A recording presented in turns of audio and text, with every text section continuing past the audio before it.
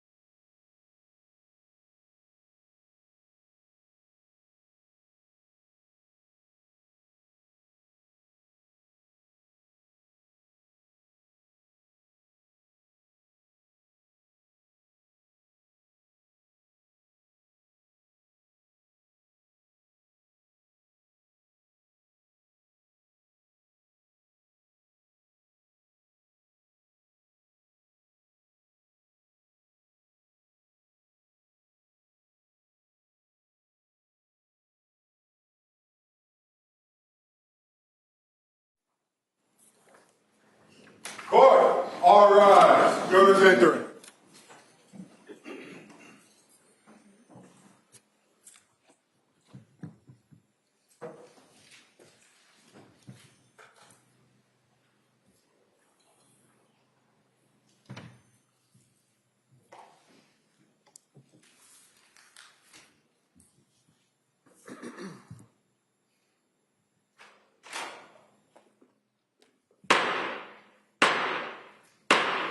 Hey, all persons having anything to do before the Honorable William Sullivan, Justice of the Superior Court, now sitting in Plymouth, within and for the Commonwealth. Draw near, give your attendance, and you shall be heard.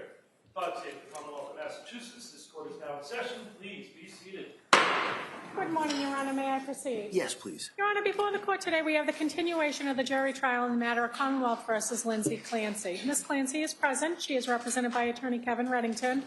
The Commonwealth is represented by Assistant District Attorney Jennifer Sprague and Assistant District Attorney Shannon Buckingham. All right. Well, thank you, Madam Clerk. Good morning, members of the jury. All right. It's nice to see everybody once more unto the breach, as they say. We're going to continue with this trial. So I appreciate everybody being here. I'm going to ask those questions, and I'll go a little bit into today's schedule and kind of where we're going to go on this. So first question. Has any member of the jury read, seen, heard, or overheard anything from any source about any aspect about this case that would affect your ability to be fair and impartial?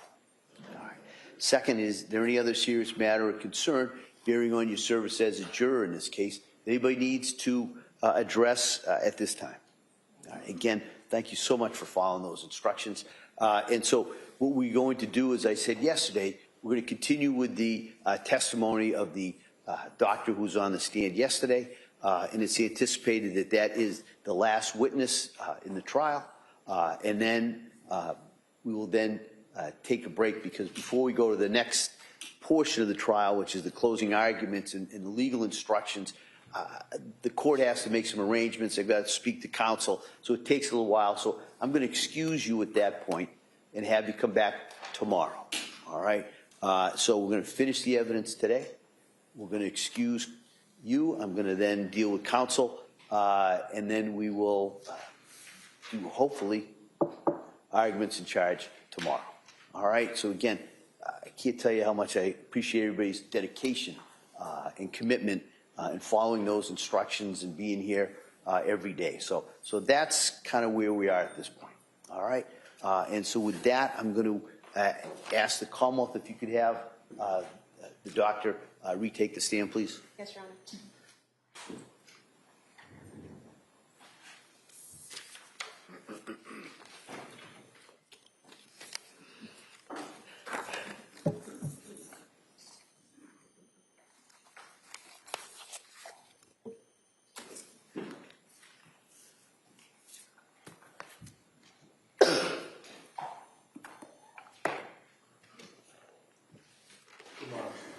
Stop right there, raise your right hand to the front, please.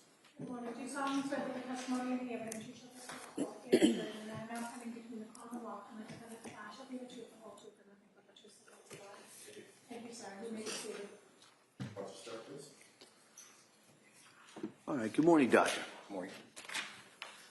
All right. Attorney Sprague. Thank you, Your Honor. Good morning. Good morning. Yesterday, when we left off, you were testifying about the decision-making process of the defendant and what she told you about that. Going to what she told you about the voice and what it said to her, did the defendant tell you if that the voice told her where to kill the children? No. Did the voice tell her how to kill the children? No. Did the voice tell her what to use to kill the children? No. Did the voice tell her in what order to kill the children? No. Did the voice tell her where to try to kill herself? No.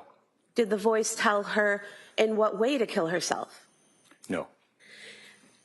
The fact that the voice, according to the defendant, the voice didn't tell her any of those things, but instead just said, kill the kids so you can kill yourself. Is that significant in your evaluation in any way? Yes. How so? Well, in the small amount of time that Ms. Clancy had in the home without her husband, it was important in order to carry this out, as well as her suicide, to do this quickly, methodically, and the like. And so this is having no instructions as to how to do it, but being able to execute those decisions, including being able to get a phone call and then return it to her husband in the process of all of this. Certainly the phone call was not expected. That is surprising that she was able to accomplish all of this without any other kind of direction or plan. Does that indicate to you that she was making decisions about those things, about where and how and when? Your Honor, this is, again, for the record, direct examination is leading. I object to have a standing objection. Yeah, if you could just rephrase that. What does the fact that she was able to do all of that indicate to you, if anything? Well, it indicated that she had control of the sequence of what she was doing throughout. Doctor, you talk in your report about interpersonal psychological theory of suicide. What is that? Well, that has to do with the decision-making process or the capability for someone who attempts suicide. And are there 3 parts to that theory? Yes. And what are they?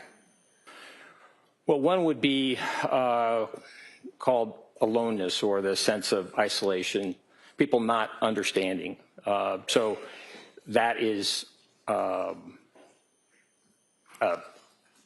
real difficult challenge for people to face. They feel that they can't fully share with others. Another is burdensomeness. If someone feels that they are a burden to others. That is also something that we find is a component to those who make serious suicide attempts and completions. And third is what I would call capability. So you can have that sense of aloneness. You can have that sense of burdensomeness. But if you don't have the capability of taking your life, you can be very suicidal but not ultimately accomplish the suicide. It does not mean that you're not suicidal. But that issue of capability is one that's very difficult because we have a natural will to live. And that is the most difficult thing for people to overcome. The thing that's the most difficult thing to overcome, that's the capability of actually committing suicide, is that what you're saying? Correct. And this theory in the 3 parts, did you compare what Ms. Clancy told you and what you saw in the records to this theory and have any conclusions about that? Yes. And what were they? Well, certainly, the documentation from the medical and mental health records demonstrates that sense of isolation she felt, even in the company of others. That sense that she was just having a problem that was difficult for her to understand, difficult for others to understand, and of course the suicidal feelings that came about, and then ultimately those feelings about harming her children. This is not something that she could share. The sense of burdensomeness, she had planned to go back to work, as she had for her first 2 children, Cora and Dawson. And the time that she was expecting to go to work kept extending because she just did not feel mentally healthy enough to be able to return to work and to function. And so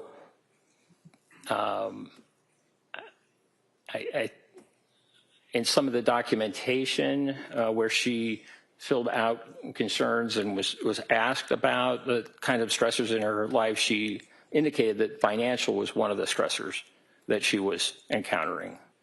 So to believe that her brain had been damaged, that she was not able to do what she loved, which was labor and delivery nursing, but also not in a position to help support the family, really was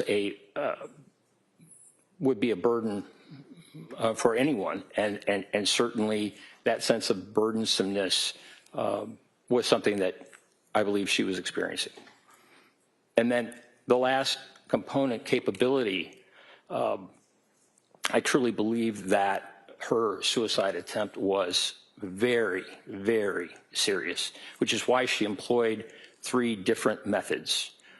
The fact that the use of the knife and the lacerations were not deep doesn't mean that she wasn't intending to kill herself with a knife, but oftentimes that, as I mentioned, is the most difficult thing. So I think the employment of the 3 different avenues, locking the door, and also not being dressed for the cold, indicate to me that this attempt was very, very serious, despite the fact that the use of the knife was not successful in cutting her arms, cutting her neck.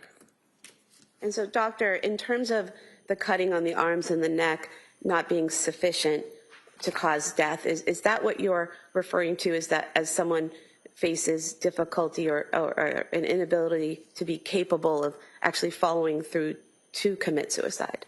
Correct. So in this case, it's your opinion that she was trying to commit suicide but struggling with that third capability issue. Correct. Now, you testified yesterday about the intrusive thoughts that Ms. Clancy was having about harming herself in the fall leading up through December into January. And those thoughts at times, would it be accurate to state that Ms. Clancy reported at times that taking Ativan helped with those thoughts? Yes. And was there anything significant in your review of the case in terms of her reporting that Ativan helped her with those thoughts? Yes. How so? So Ativan is lorazepam, a benzodiazepine. This is a medication that is very helpful for treating anxiety. It also can help relax people, help them sleep, which was very helpful to Ms. Clancy. And she stated that when she had the intrusive thoughts, taking the Ativan resolved those thoughts. And I think that's significant because it's not a medication. Ativan, lorazepam, is not an antipsychotic medication. It's not meant to treat psychosis. To make people feel more calm, and sometimes it's used for people who are having significant symptoms. But in terms of actually treating psychosis, making a voice go away, it's just not designed to do that. And doctor, did the fact that the intrusive thoughts went away when taking the Ativan, according to Ms. Clancy, give you further evidence that it was in fact internal thoughts and not an external voice? Yes. Now, if someone is experiencing psychosis and is experiencing command hallucinations, can that person still know the difference between right and wrong? Yes. How so?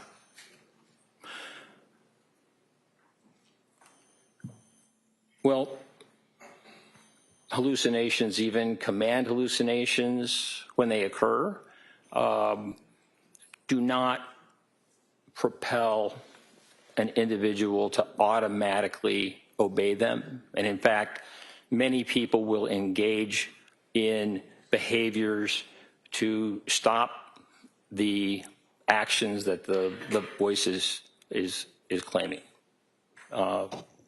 That's something that makes sense, particularly when the command is just so serious and so against someone's values. So it's possible and common for people to engage in behaviors to avoid doing what a command hallucination is saying.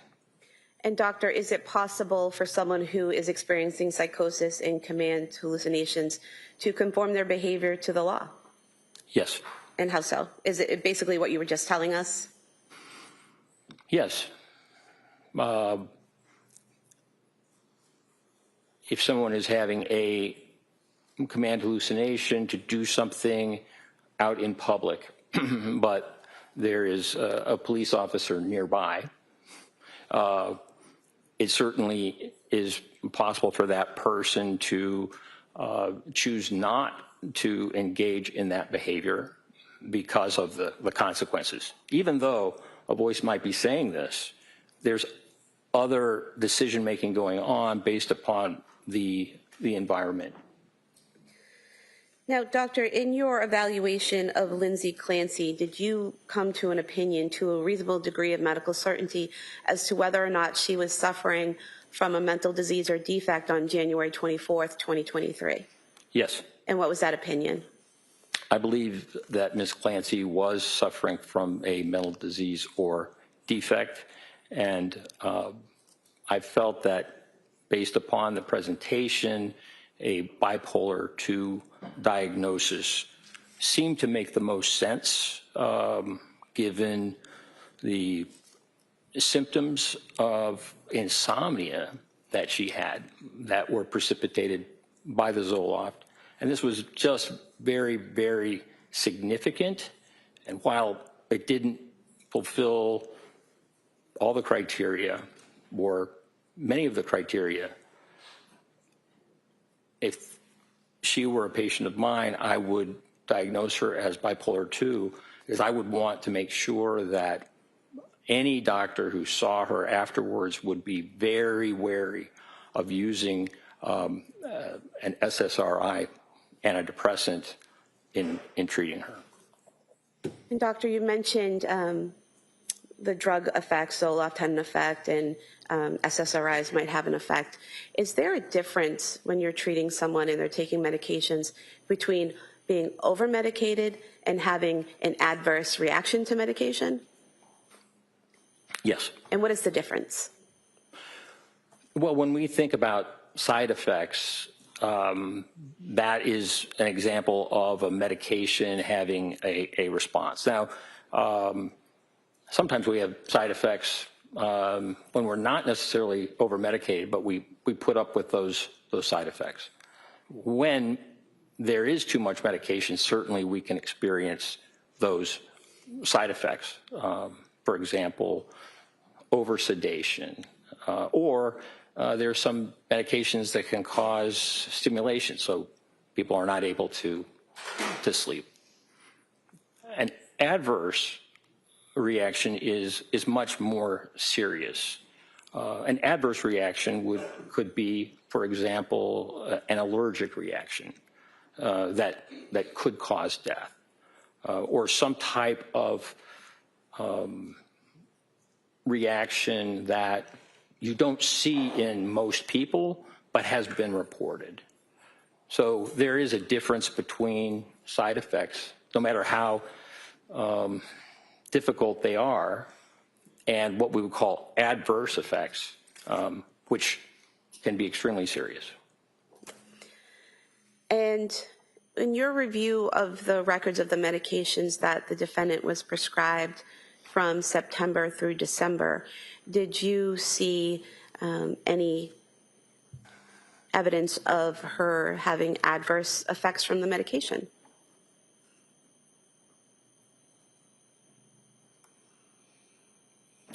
Well, the insomnia secondary to the Zoloft was very concerning to me, and it would mean not just cutting the Zoloft back, but stopping it.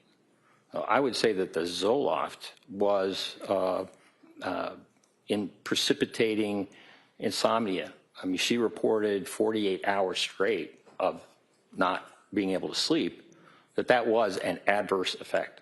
And an adverse effect really requires one to stop the medication.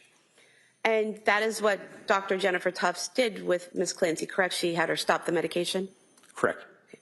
And in reviewing those records again from September through December of 2022, did you see any evidence that Ms. Clancy was over-medicated?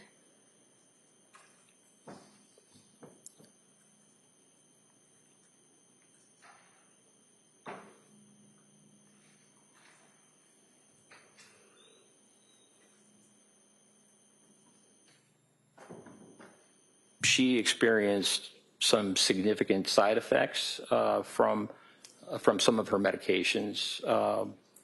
She was given, I think, nurse practitioner Paul gave her clonazepam, which is also a benzodiazepine, and she really had an uncomfortable reaction to that. Just woke up and felt, quite confused. So she stopped that medication, understandably. Seroquel is a medication, quetiapine, that at high doses can cause some significant side effects. At lower doses, it generally helps treat insomnia. At higher doses, it can have more significant effects. And in terms of just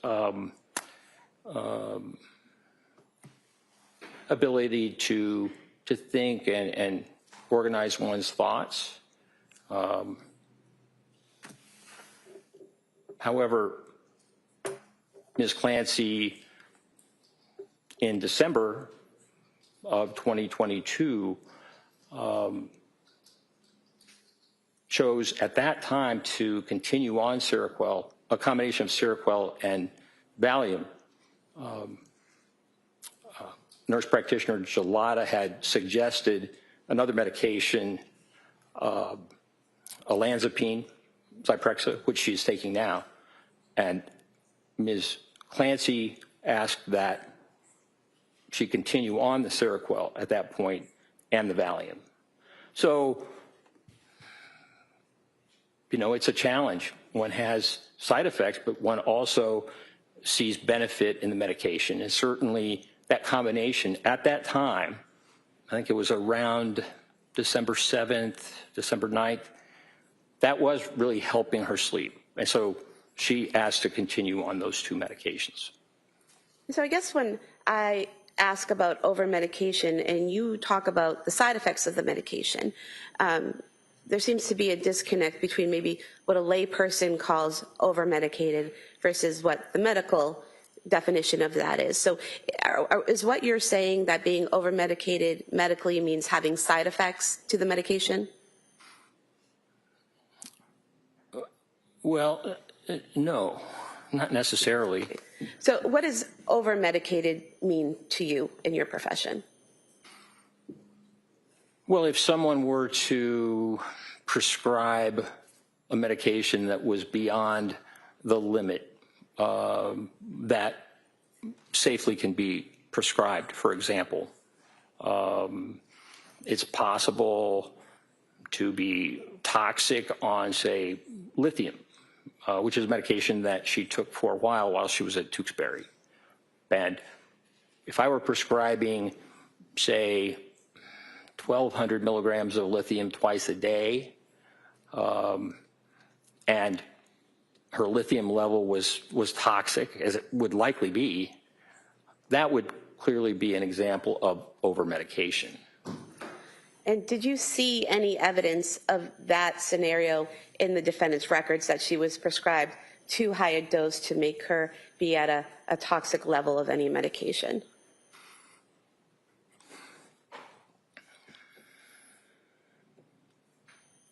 I think those who were prescribing for her were responding to the symptoms that she was bringing. There was a kind of a rapid increase in the dose of Seroquel, and that higher dose of Seroquel was, she did not, I believe she was ultimately prescribed at 400 milligrams, and she never ended up taking that. But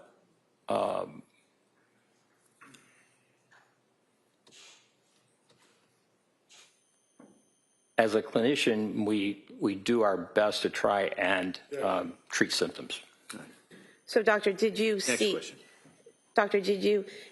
other than the Seroquel, any medications that the amount that was prescribed you would think would be over-medication? No. And then the Seroquel itself, you said she was prescribed up to 400 milligrams, but she reported that she never took that amount, correct? Correct. And after her stay at McLean Hospital, she had been weaned off of the Seroquel, correct? That's right. And the only medications immediately after leaving McLean Hospital were trazodone and Valium, correct? Correct. Dr. Tufts added a medication as a result of her appointments with the defendant in January, is that correct? That's right. And what was that medication? That was amitriptyline, also known as Elavil. And you saw that what the initial dose of that was, correct? Correct. What was that? The initial dose from Dr. Tufts was 10 milligrams. Is that a high dose for an adult? No, it's the very smallest dose possible. And then did Dr. Tufts increase that dose? Yes. And when was that? After a week, she increased the dose from 10 milligrams to 20 milligrams. And is that a significant increase in the dose? No, Is 20 milligrams a significant or large dose for an adult? not at all. 10 milligrams or 20 milligrams of amitriptyline, is that something you could even prescribe to a child? Yes.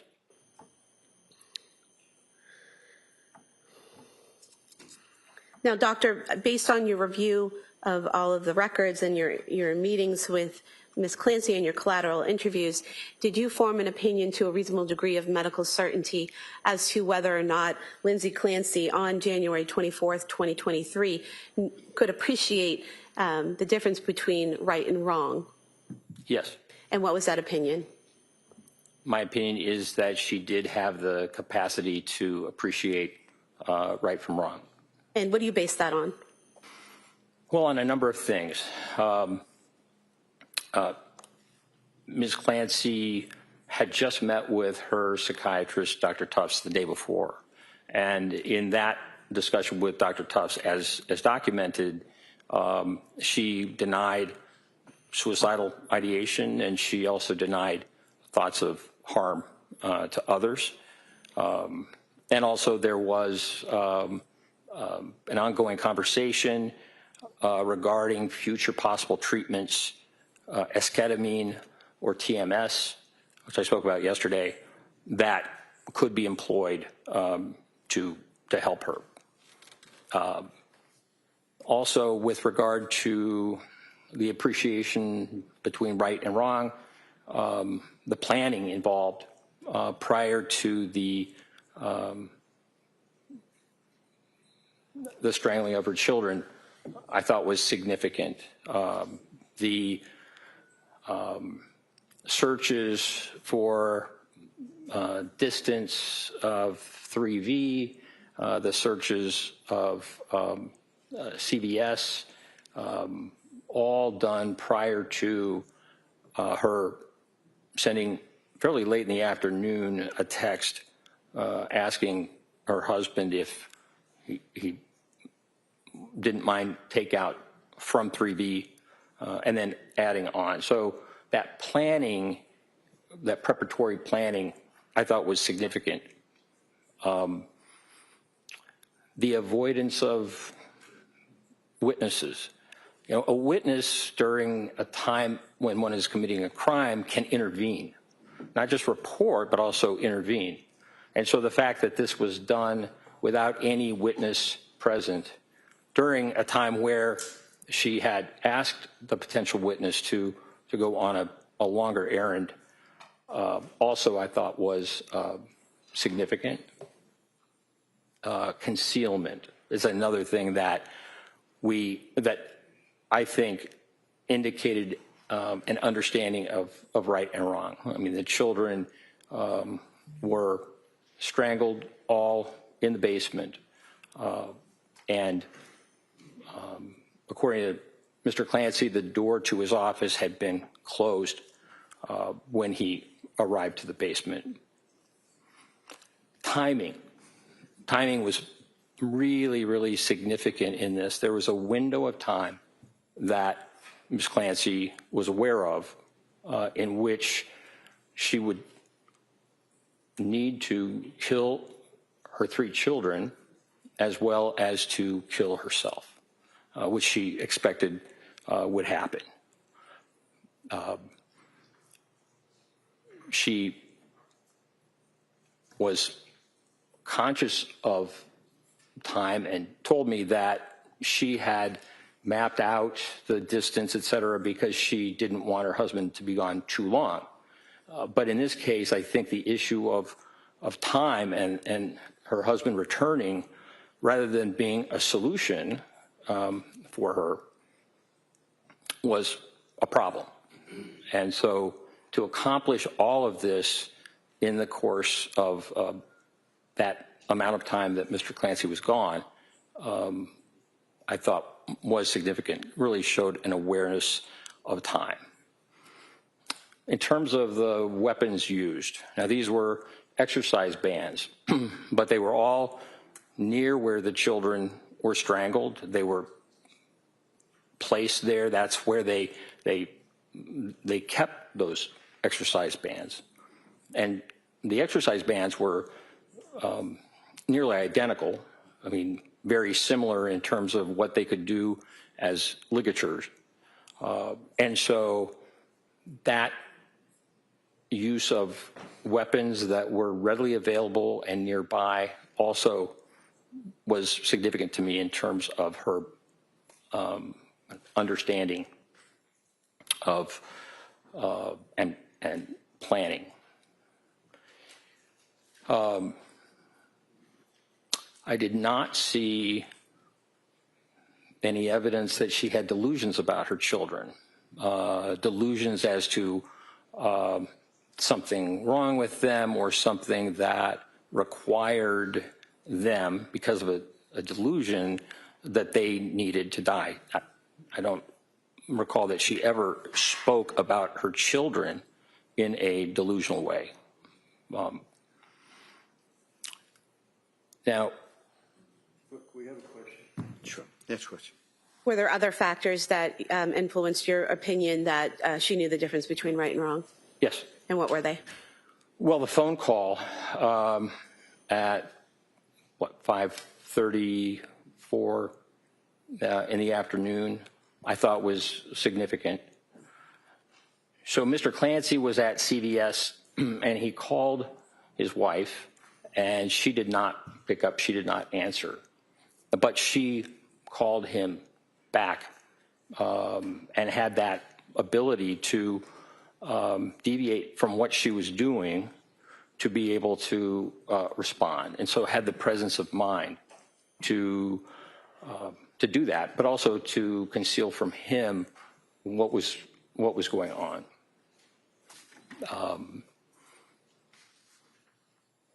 Locking the door is another example. I mean, certainly Ms. Clancy was aware of time and the limited amount of time to accomplish this, but by locking the door, it kept her husband from being able to enter the bedroom and therefore being able to see what had happened. So delayed that time. On arrival, her husband asked her what happened, and she did not confess. She did not tell him what had happened other than, I tried to kill myself. She also did not report auditory hallucinations, but rather said that the children were in the basement. It's my belief that she expected to die, and that by the time Mr. Clancy arrived, she would have successfully been able to take her life. And sir, did you form an opinion to a reasonable degree of medical certainty as to whether or not Lindsay Clancy on January 24th, 2023 had the ability to conform her behavior to the requirements of the law? Yes. And what is that opinion?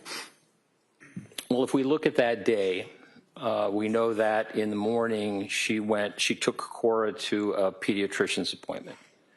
And all physicians receive training in psychiatry, no matter what specialty they go in. That's part of medical school.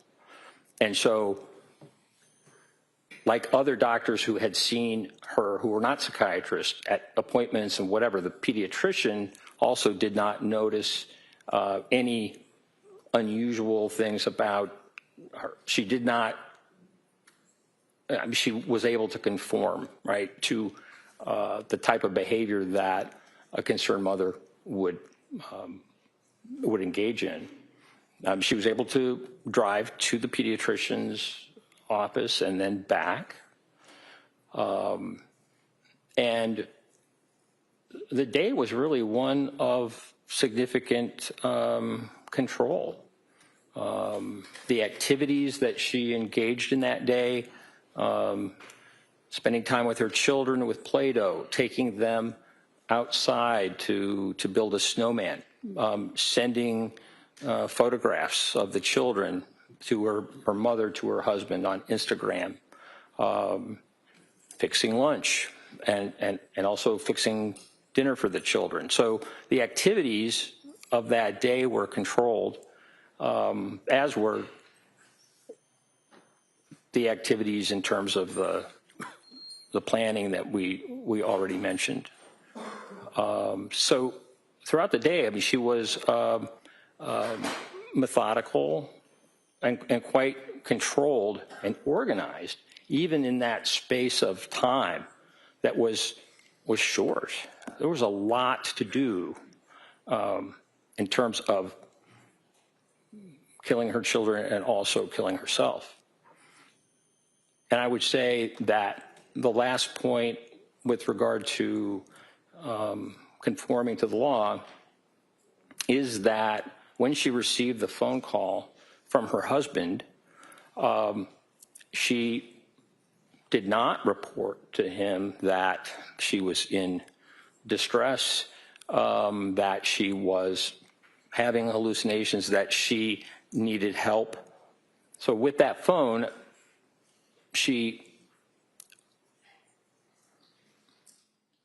by calling her husband back and reassuring him by the fact that, yes, she knew the medication, whatever, that helped guarantee that he would continue on the errands.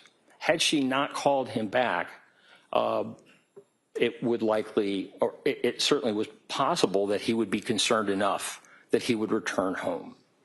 And so I think the phone figures in just in terms of her awareness and conforming her behavior such that the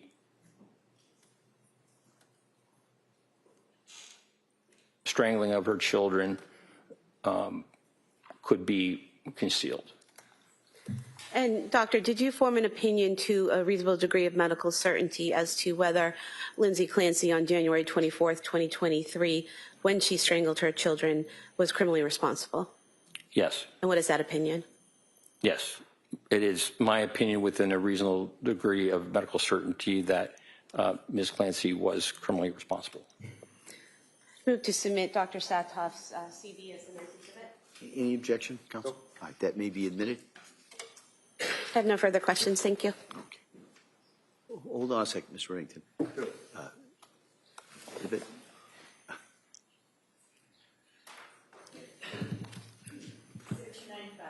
Thank you. All right, counsel. Morning. Good morning.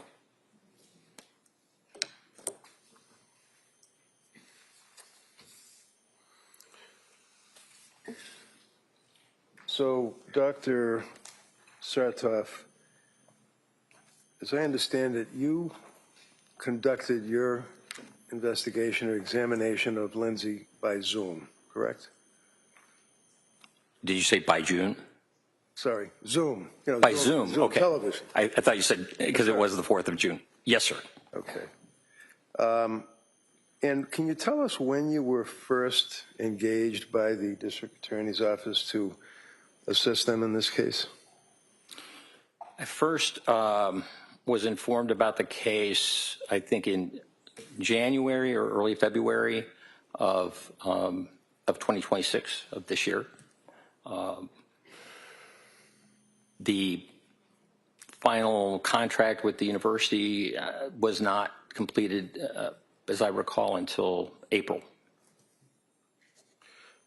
And is that a matter of significant import when you're engaged in evaluating a young woman that's charged with triple homicide and you're hired by the government? The fact that there's a contract that wasn't signed by your school? Well, sometimes it's a long process that I don't have any control over. Sure, I understand. I've seen those kinds of things take a while, take longer than one would necessarily want. So the contract with your school that you're talking about would be the contract for your compensation, for your opinion? Well, I would never be contracted for an opinion. Okay. But you're getting paid, right? No, I'm getting paid a salary. Yes. The university is getting paid. And the university is deriving a benefit monetarily from your testimony or working on this case for the DA, right? That's right. All right. And how much did the university get as a result of your involvement in this case? I don't know what the hourly rate is that they charge. So you don't know what the hourly rate for your time is, right? Correct. You don't know how much money was paid by the district attorney's office to the university, right? Correct. You don't know how much money will be paid for perhaps yesterday, today, whatever, balance billing. You don't know that either, right? That's right. You were retained or engaged in January of 26, right? Yes. This is an incident that occurred on January of 23, right? Yes. In January of 23 to January of 26, 3 years. That's right. To being engaged on the case, right? Correct. And when you were engaged on the case, at some point the university must have been out of the picture and you must have started to communicate with the DA's office, the police, or whoever. That's right. And you knew about this case. It had a significant amount of publicity, right? Yes. Did you know that other doctors on behalf of the district attorney's office were being hired to also evaluate Lindsay? I didn't specifically know that, but that's usually the case. Is it important to see someone, to evaluate them as close in time as the incident is alleged to have occurred to your evaluation, or does it matter? In other words, is it better to see someone like, you know, within a month or two after an incident, or 3.5 years later? Well, what's most important is the collateral information that was gathered at the time to understand what was going on at the time. Ms. Clancy's behavior during her hospitalization and the like, there are records, but certainly there are benefits to an examination closer to the event. And you would agree with me, sir, that you actually saw and questioned or interrogated Lindsay, what, 2 months ago? May 29th and June 4th. Okay. And when you went to interview her in purposes of your evaluation, you had already accessed the collateral information, sir? Yes. Before I go there, let me just review a few things here on your CV, which the jurors will have to examine. You indicated to us your present employment. You have a private practice as a psychiatrist? No. Okay. So where do you see patients? Well, I see patients in the prison system. They're your patients? Yes. What do you do for those people that are in jail? In prison, within the Virginia Department of Corrections, we have inmates within the prison system who suffer from mental illness and require assessment and treatment. I see. So you don't have, when you said to the jury a little while ago, if I'm treating my patient and I would prescribe a particular prescription for my patient and I wouldn't tell my patient to do whatever it is you said, it's not people that go to an office or see you or even on the television to be treated. These are people that are in jail, right? Prison, yes. So there's a difference between jail and prison, right? Yes. And this would be in Virginia, is it? Correct. So you're dealing with people that are serving hard time in the Iron Mansion, as they say. It's not a house of correction down the street, right?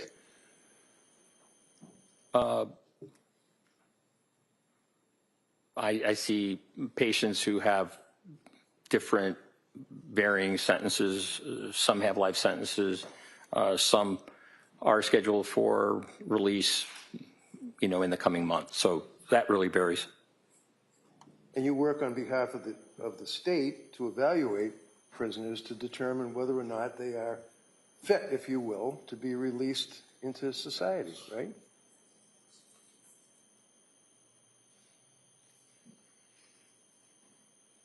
once someone's sentence is over, the only way that they could be continued within a prison system would be to be committed to a psychiatric hospital. And I would say that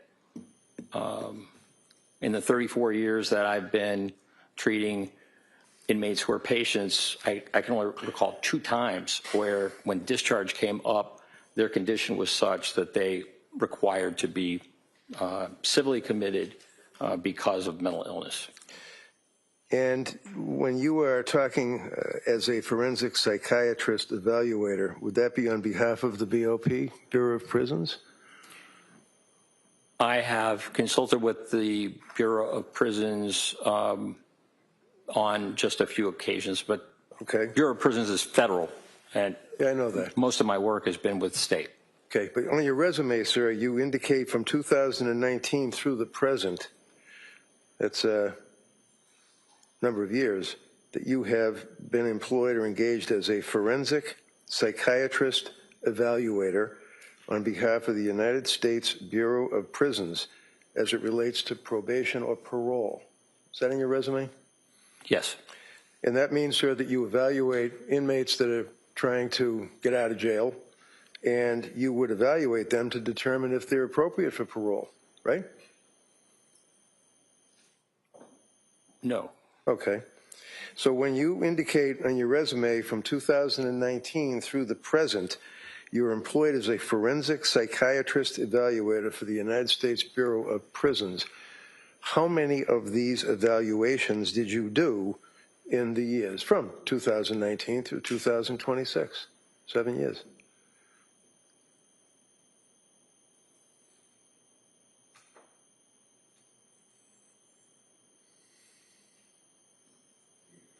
I think I've done 2 or 3. 2 or 3. Yes. Okay. 2016 through 2022, you're engaged as a consultant psychiatrist for the Elson Student Health Center. What is that?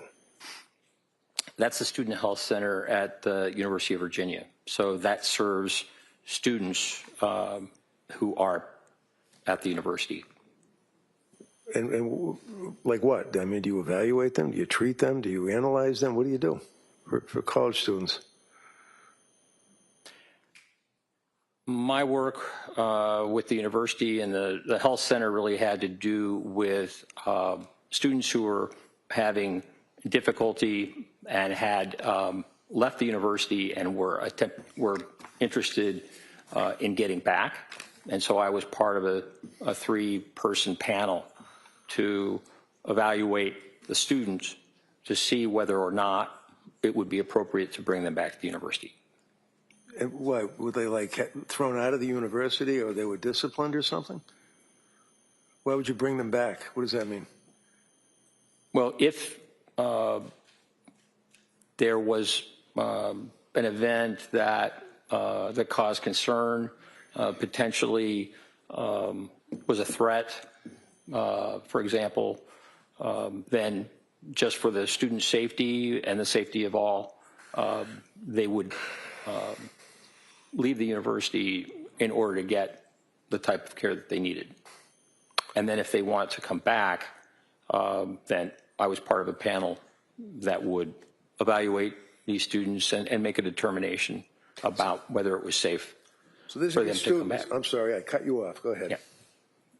No, that's all right. Okay. These are students, right? Correct. In college, right? That's right. That have been thrown out or disciplined or suspended or something, and they're trying to get back into school, right? That's right. And when the parents of the students come, they retain you to advocate on their behalf? No. No, you work for the school, right? Correct. You evaluate them and then back the school up so that these kids can't get back into the school, right? Can you ask that question again? No, that's all right.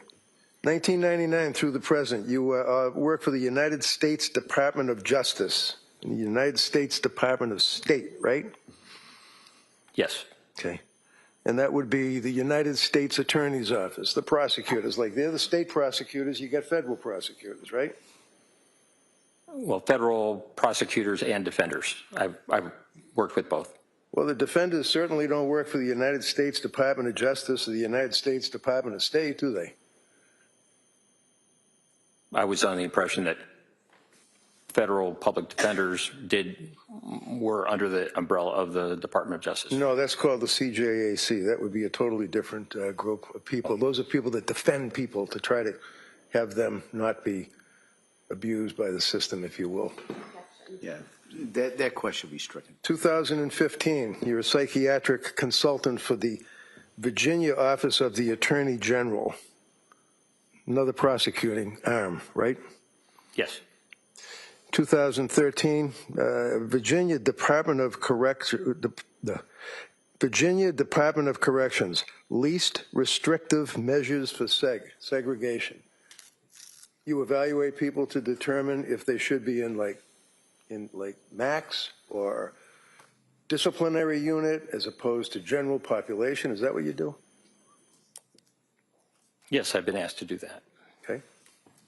And you certainly don't advocate on behalf of the prisoners that are being placed in seg or being placed in those closed units with higher security, right? No, that's not true at all.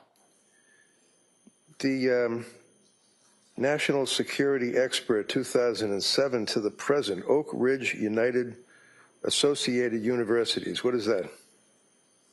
Yes, that is a group that that does research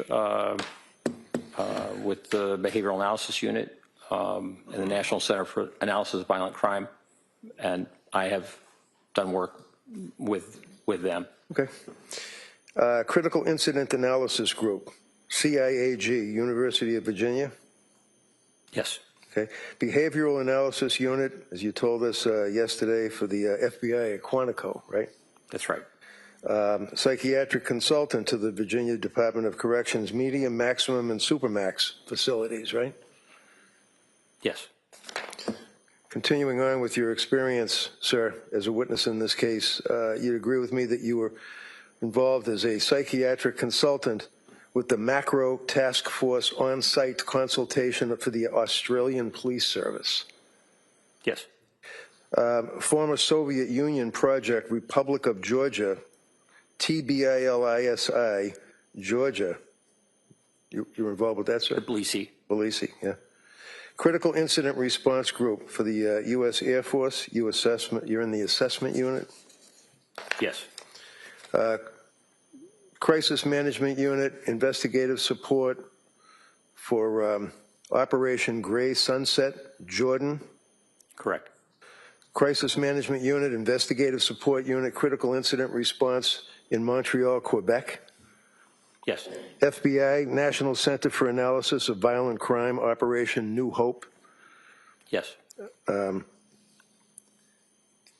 Bureau of Criminal Investigation, that's BCI, for the Department of the State Police. Would that be Virginia? Yes. You also have an interest in and have studied or written about various topics in your career, correct? Yes. Okay. Hostage negotiations course, crisis management unit. You were involved with that, is that correct? Correct. That was a number of years ago, though. I guess that was like 1996. That's right. But you've been involved with the FBI for a long time, right? Yes. Fair to say that you're a government man? Objection.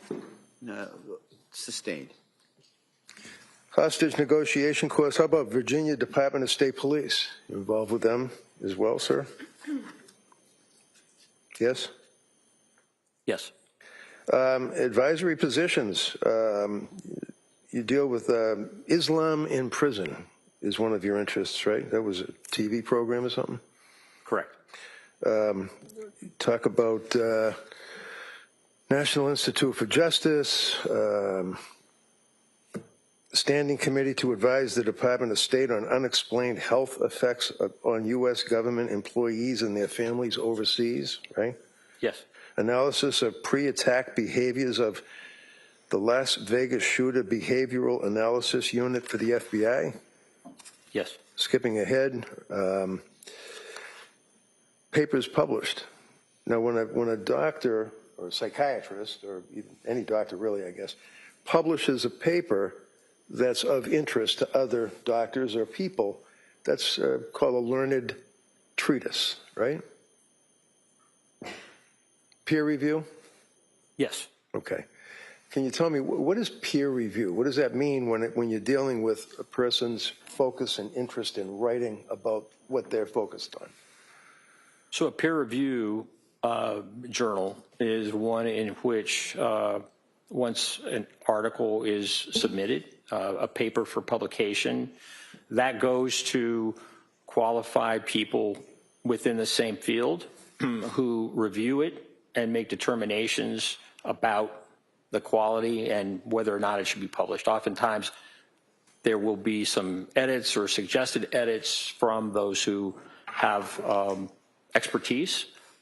It's a blind process, so if I submit a paper and it's peer reviewed, I don't know necessarily at all who is reviewing it, but it's a way to ensure quality of articles that are published, and that's just an important standard. So it's kind of a rigorous standard to make sure that what you're writing about is reliable and would be helpful to others that are interested in it, right? Correct. Okay. So, for example, also it depends on where you're publishing it. You could put something in the National Enquirer, or you could put it in International Psychiatric something or other, right? Which would be a better publication. I don't think the Enquirer is peer reviewed, but. So you certainly would agree with me that the International Journal of Law and Psychiatry is a respected source for learned treatises, right? Yes. And you would agree with me, sir, that you've been in here telling this jury all about Lindsay and how she didn't hear voices or did hear voices or exaggerated and lied. Have you written any articles at all on the concept of auditory hallucinations? No. Have you read any of them? Read any articles? Yes. Yeah, okay. You certainly have heard of Dr. Philip Resnick, yes? Yes. And it's fair to say, tell me if I'm wrong, is he literally a world-known authority in your field for filicide or the killing of children by their parents? Yes, he's well known. And is he also well-written as far as auditory hallucinations, the same stuff you've been testifying about? Yes. And he published an article in the International Journal of Law and Psychiatry, which is considered to be, if you know, a landmark article about, and I captioned, listening to voices, the use of phenomenology to differentiate malingered from genuine auditory verbal hallucinations. Now, did you read that article? Yes. So it is a peer-reviewed article published in a recognized journal, correct? Correct. Your Honor, I would offer this under Commonwealth versus Sneed for the jury, if they wish. Objection. Counsel, can I see it, sidebar?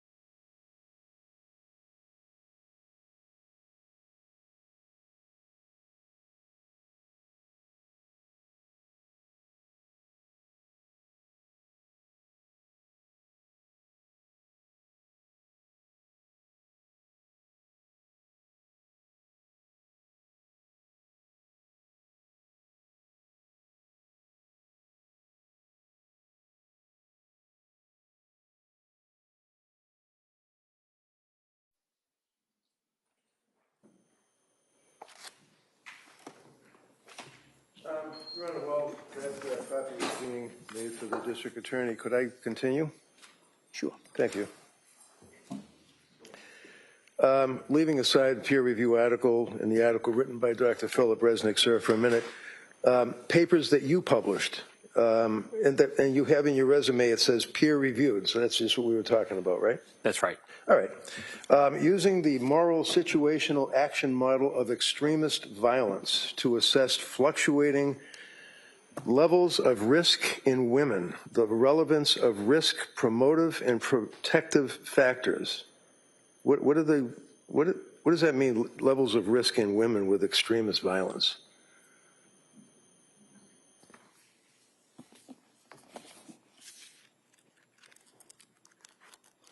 We're looking at risk assessment in terms of violence and what may be mitigating factors. In other words, decreasing the risk or the threat, or increasing, that would be enhancing factors.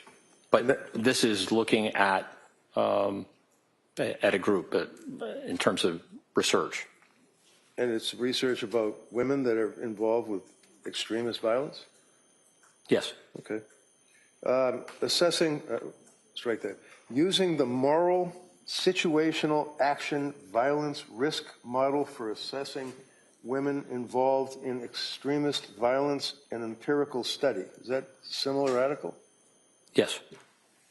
Operationalizing theory, a moral situational action model for extremist violence. That would include guys plus women, I guess, right? I'm sorry. That would include men plus women, I guess, right? Because it doesn't say women. Suicide, terrorism, performance, violence as a public plunge. You wrote that, right? Correct. It's another interest. Crisis leadership and military community resilience. You wrote that, right? Correct. Painting by numbers, capturing the pathology of socio-political conflict, dealing with depression amongst Palestinians. You wrote that, right? Correct. Psychological challenges of bioterror. You wrote that, right? Correct. Trauma and intergenerations transmissions in Kuwait. You wrote that, right? Yes. Recognizing borderline personality disorder in the family practice setting. You wrote that, right? That's right. Mortality among elderly patients discharged from a state hospital. It's one of your interests, right? That's right. Postpartum psychosis induced by bromocriptine. That's the one that you told the jury about originally that you published 40 years ago, right? Yes. Okay. Morality and the radicalization of women. What is that? What was that all about? Could I be refreshed with that? I'm Sure. It's just, I mean, you can look at your resume if you wish. I'm just going through it. It's under B, books and chapters. This one is the first one, and it deals with radicalization of women. A handbook, I guess, for terrorism studies. You remember that? It's only 4 years ago. Yes. Okay. Application of big data for national security, a practitioner's guide. You wrote that, right? Correct. I was one of 4 editors. Crisis guide of psychoactive drugs and poisons for the crisis negotiation unit. You wrote that, right? That's right. International handbook of threat assessment, right?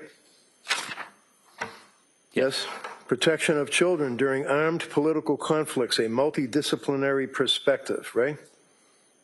Yes. The negotiator's guide, like when somebody's locked in a building and they're threatening to kill people or something, the negotiator's guide to psychoactive drugs, 2nd edition. You wrote a chapter on that, right?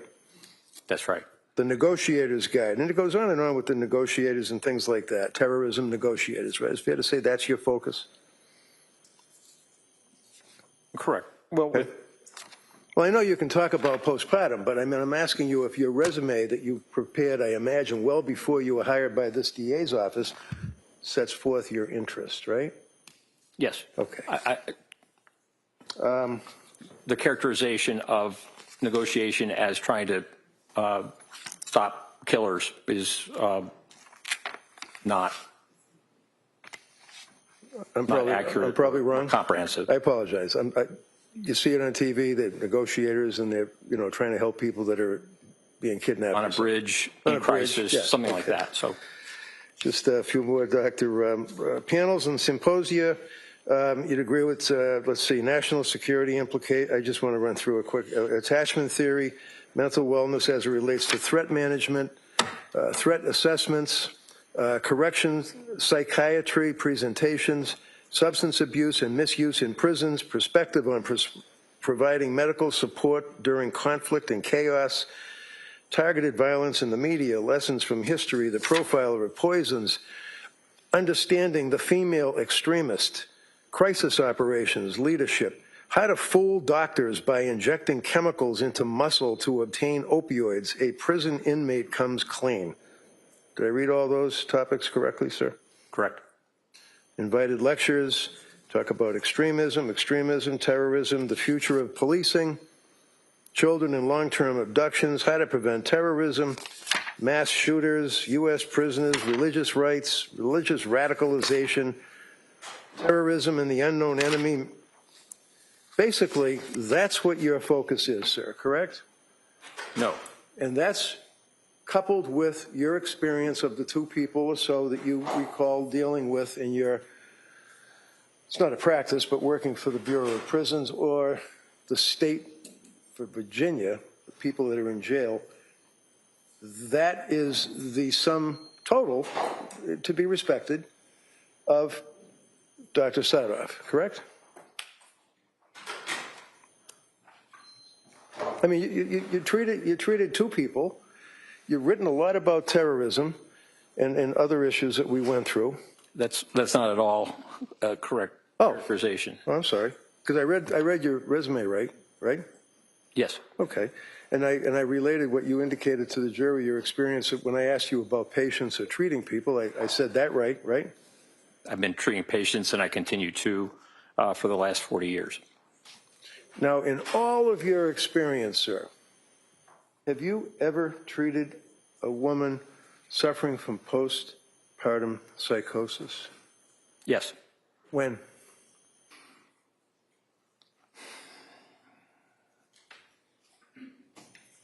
In the late 1980s and also during the 1990s when I ran a unit in a state hospital. So this would be women, 1980s, about 30 years ago or 20 years ago, depending on which one, in a prison that you were... No. Oh, it wasn't. In a state hospital. State hospital. Were they Correct. committed? Were they there because they wanted to be there, or were they committed by order of the court? Yes. Yes, what? Usually committed. Okay. So other than that, sir, do you have any interest, writing, knowledge about postpartum depression, postpartum psychosis? Well, it really is a requirement when you assess and treat women to be aware of their histories and making determinations. So that has continued really throughout my career, men and women. What did you just say? Can you repeat that again? You're treating women with what? Treating women with psychiatric problems, serious illness, psychosis. So when you defined for the district attorney the concept of, let's say, psychosis yesterday, were you referring in any degree to a woman who has had a baby and is in a period of postpartum depression, shall we say? Yes. Okay. And when and how were you treating those people? That was during the period of 15 years when I ran a unit of men and women who came in with serious psychiatric symptoms. So what would you do? Would you analyze them? Would you talk to them, counsel them? What would you do while they're in the hospital? Well, do a full assessment with a multidisciplinary team and make determinations about proper treatment, proper therapy, medications, and the like to treat the symptoms. And generally, what would the symptoms be, sir, in your experience? Symptoms of postpartum depression? Okay. Well, certainly within that period of time around birth or after birth, the DSM has a 4-week period. Others expand that to as much as a year. But certainly depressive symptoms postpartum are similar to the symptoms that you see in a regular depression. You can have suicidality, you can have guilt, changes in appetite, changes in weight, changes in concentration, changes in physical activity. You can also have significant problems with sleep, either sleeping too much or not enough. So these are depressive symptoms that come in the postpartum period and require assessment and treatment. Are you aware, sir, in your practice or studies of the number of women that commit suicide during the postpartum period? Are you aware of that? I can't quote you a figure. Do you have any clue at all? No. Would you agree with me, sir, that one of the unfortunate components of a woman who has had a baby and is suffering from postpartum depression and living with it, that can, on a dime, turn into postpartum psychosis very quick, right? It can be rapid. And you indicated, sir, that there, according to the DSM, is a 4-week cutoff for symptomology, and then you mentioned that there are others. Is it the World Health Organization that you said that talks about a year? Correct. There are some other psychiatric organizations that talk about different periods of time, 6 weeks, 8 weeks, right? Correct. So when a woman is dealing with these symptoms and goes to a doctor, or even you, when you're treating, as you indicated 15, 20 years ago, you were treating, is it important to take a blood test? I'm sorry, can you repeat that? I'm sorry, my bad. Is it important to take a blood test? Is it important to take a blood test? Yeah, you just went through the whole thing about we're going to have the team and they're going to evaluate and we're going to prescribe. I'm just asking, is it important to take a blood test of the patient? It can be. Based on what? Based on the presenting symptoms, based on the history, based on medical history. For example, if someone has recently been in a hospital and been treated, there may not be a necessity for drawing blood again, depending on the types of symptoms that you encounter. It's not a standard that everyone who presents to a psychiatrist requires blood tests. So if you're a psychiatrist who's been practicing private practice for about, I don't know, a month, maybe 2, and is prescribing antipsychotic medications, selective serotonin reuptake inhibitor medications, benzodiazepine medications to a young woman who is complaining of what the young woman perceives to be difficulties postpartum, is it important to take a blood test to find out what, if any, prescription drugs they have on board in their system? To check and find out, did you say what drugs are on board? Yeah, I mean, you're treating this patient, right? And they're coming off this, hypothetically with you, but they're coming off the street to see a psychiatrist for help, right? Yes.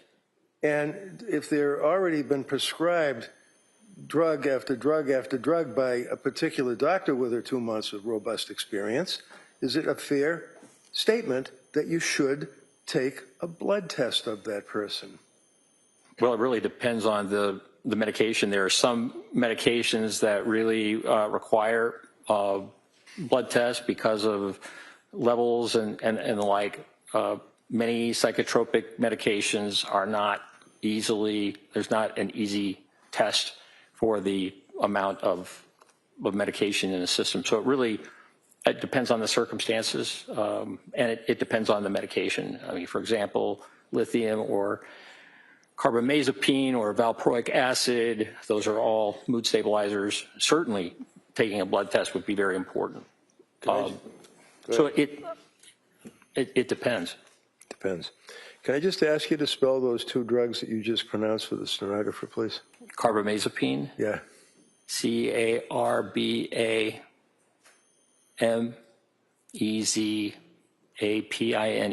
Okay. Valproic acid, Valproic acid, also known as valproate, Valproate.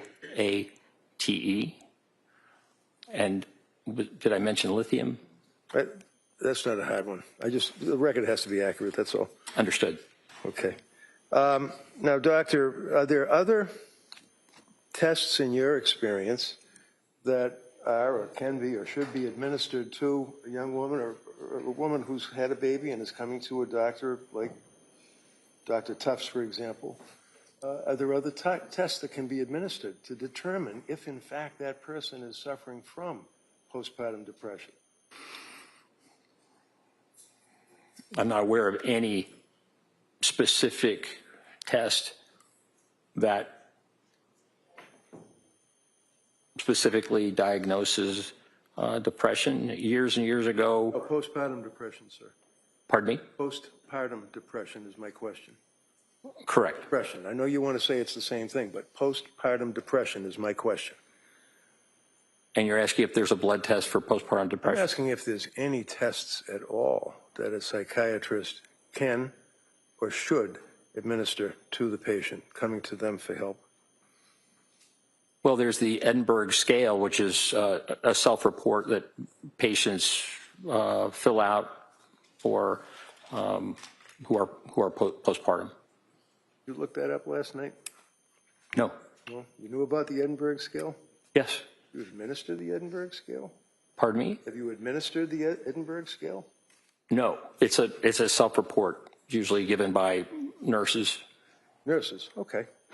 In any event, it's a scale that is a useful tool to determine the level or degree of depression that a person may be expressing that is suffering from postpartum depression, correct?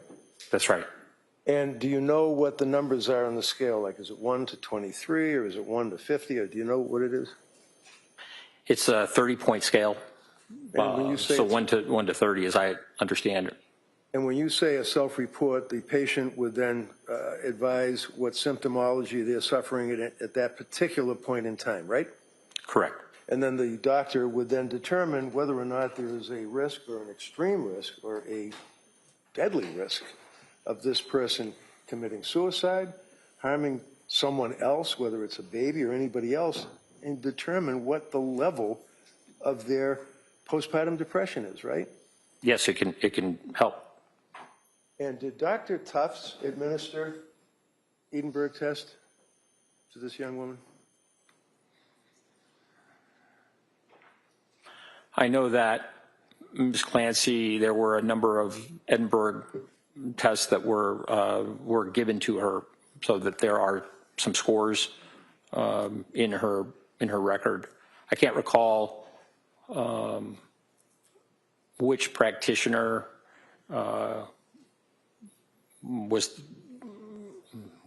gave her the Edinburgh test, but I do recall that there are a number of scores within her medical record.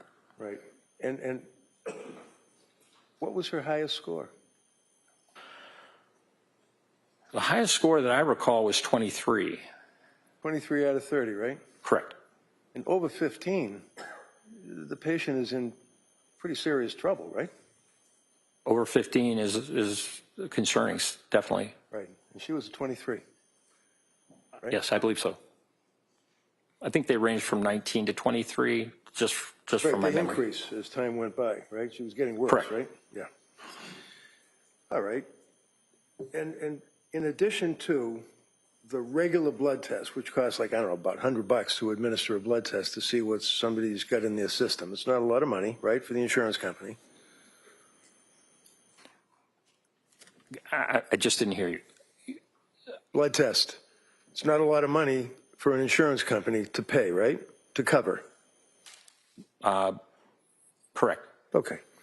So do you feel that it is reasonable medical procedure for a psychiatrist dealing with a woman who is expressing under the Edinburgh scale off the charts or serious trouble, who is on medication, as we went through, the antipsychotic drugs, the SSRI drugs, the amitriptylines at the end of the period of treatment with these people, the benzodiazepines, it's helpful to take a blood test, right? It can be. And is that, in your opinion, sir, to a reasonable degree of medical certainty, a step that should be taken by a competent doctor? That taking blood tests can be appropriate, yes. And then there's an additional blood test that you can use when you're dealing with a woman who's suffering from postpartum depression or coming to the doctor for help and they have significant narcotics or prescription drugs in their system, and that would be an enzyme test, right?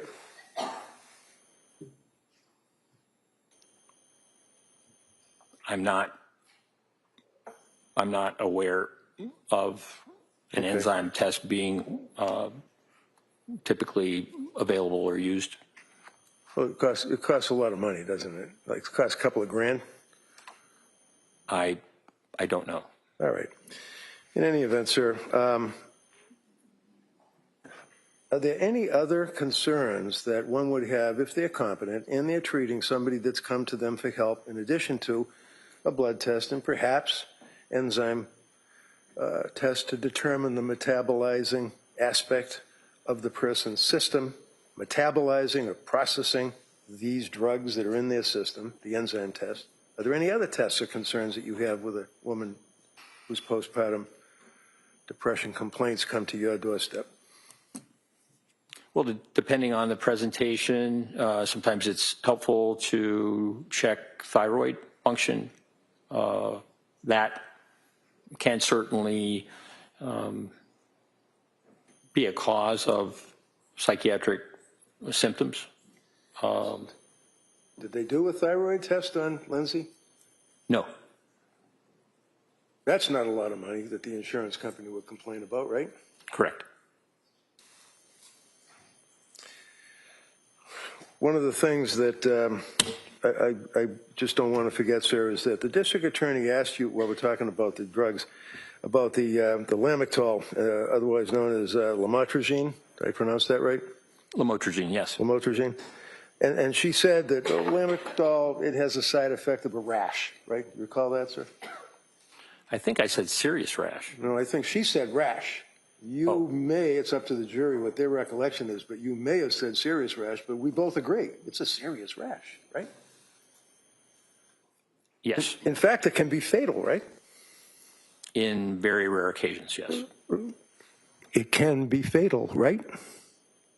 Yes, in very rare occasions. Well, if one person out of 1,000 gets Stevens-Johnson syndrome or prurigo nodularis as a result of taking that medication, that's something that we should not tolerate as doctors, right?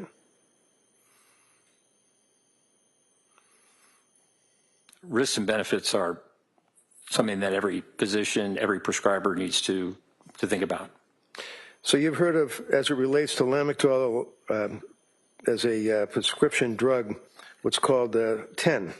You've heard of that, right? As a side effect? Yes. And that means what? It is a pretty severe reaction of the skin, as I recall, causing blistering. I mean, it's very significant. So if you have a young woman who is a nurse, an RN, who worked for 7 years in a very prestigious hospital's labor and delivery unit, who was so nervous about drugs that were being prescribed to her that she would at night sit in her kitchen on her phone and Google all sorts of side effects of narcotics, the drugs, the Seroquel, lamotrigine, all of these drugs. Is it an unreasonable decision for her to say, I don't want to take that drug, in your opinion?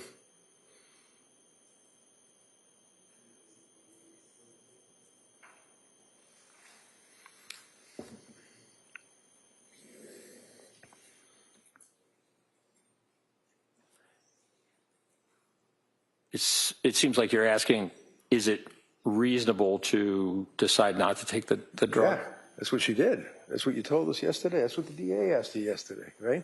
It was a decision that she made. And in your opinion, sir, after we just went through all of this with the TENS, with the toxic epidural necrolysis and all the rest of that, and she's a nurse, and she's looking up these drugs that she's being prescribed and says, I don't wish to take that drug, in your opinion, to a reasonable degree of psychiatric certainty based on your experience, is that a reasonable decision for her to say, I don't want to take it? The benefits of that drug are profound, and millions of Americans take that medication and find it to be very important for them. Doctor, you're an intelligent man. You're a doctor. You've got a lot of experience dealing with the prison system. We've already gone over all of that. You understand my question, don't you? Yes. Is that a reasonable decision for Lindsay to make, to say, I don't wish to take that drug? Based on all the side effects, whether or not it's rare that people die, whether or not it's rare that they break out on their skin with these permanent lesions and bleeding pustules, is it reasonable for her to say, I don't want to take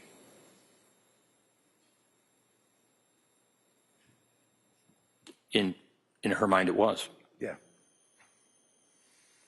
It's certainly, we don't want to leave it with the jury that she's so vain that she just didn't want to take something that she might get a little rash with, right?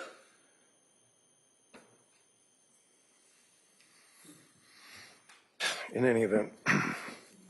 Now,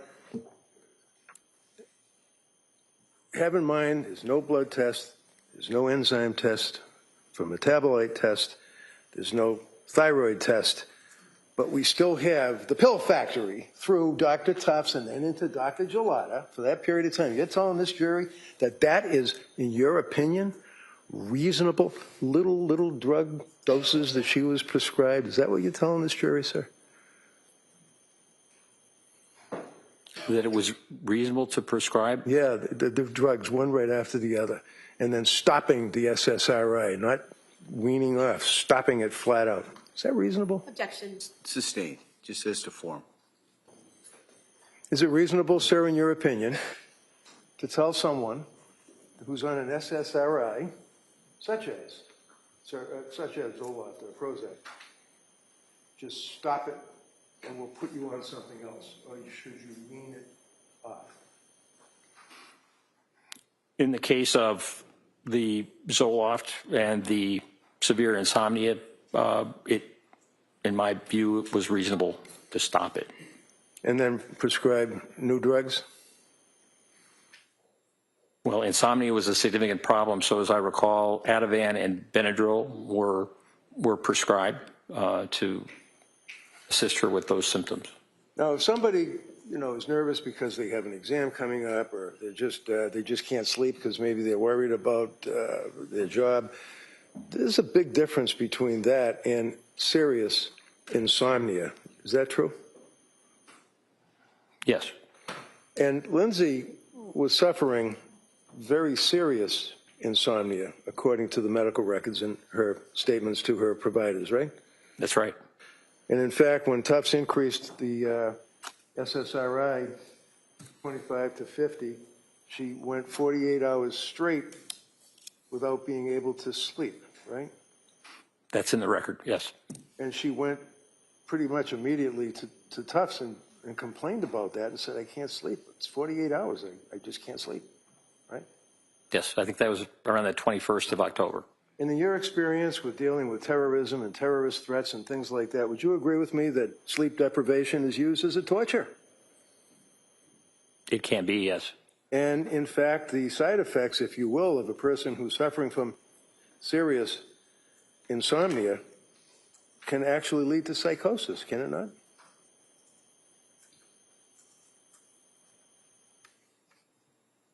Yes, it's possible. You're aware that while she's living in her house with her husband, Pat, and their 3 kids, that by all accounts, she was a happy mother, wife, friend, daughter, all of the above, right?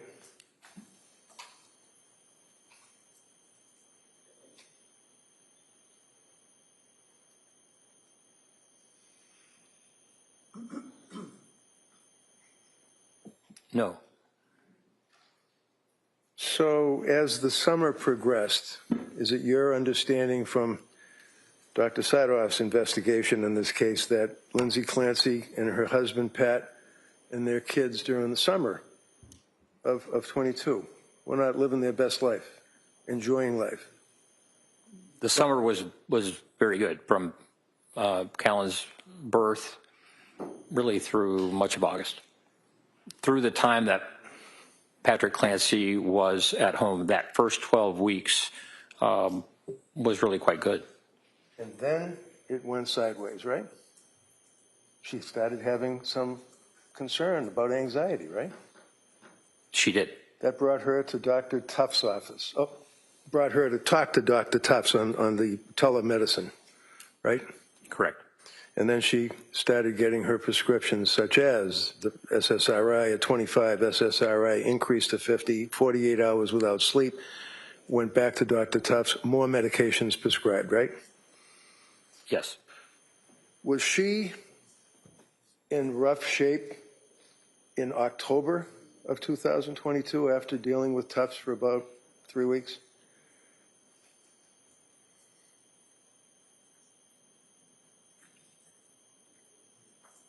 She was certainly having difficulty, although the Benadryl and the Ativan were very helpful for sleep.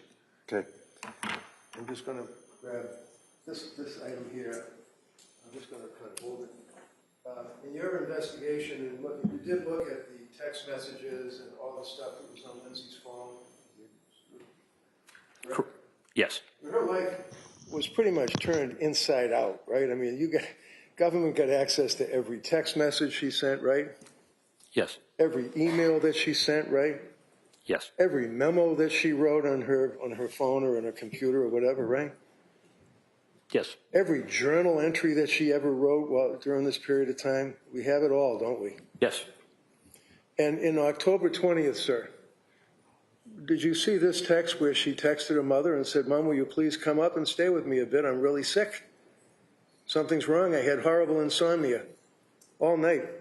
I just don't know how I'm going to get through the day. I started to take medicine the doctor prescribed for anxiety, and I think it's made things worse. It's just really scary. And I don't... Did you see that? Yes. So she wasn't doing well in October, was she? Correct. And continued to see Tufts, right? Yes. Gelada, right? Nurse practitioner Paul and then Gelada, yes. Okay. Now, in your investigation of the medical records, would you agree with me that Lindsay was not running around from doctor to doctor to try to physician shop, to try to get drugs so that she could get high or use the drugs? That's not what she was doing, was it?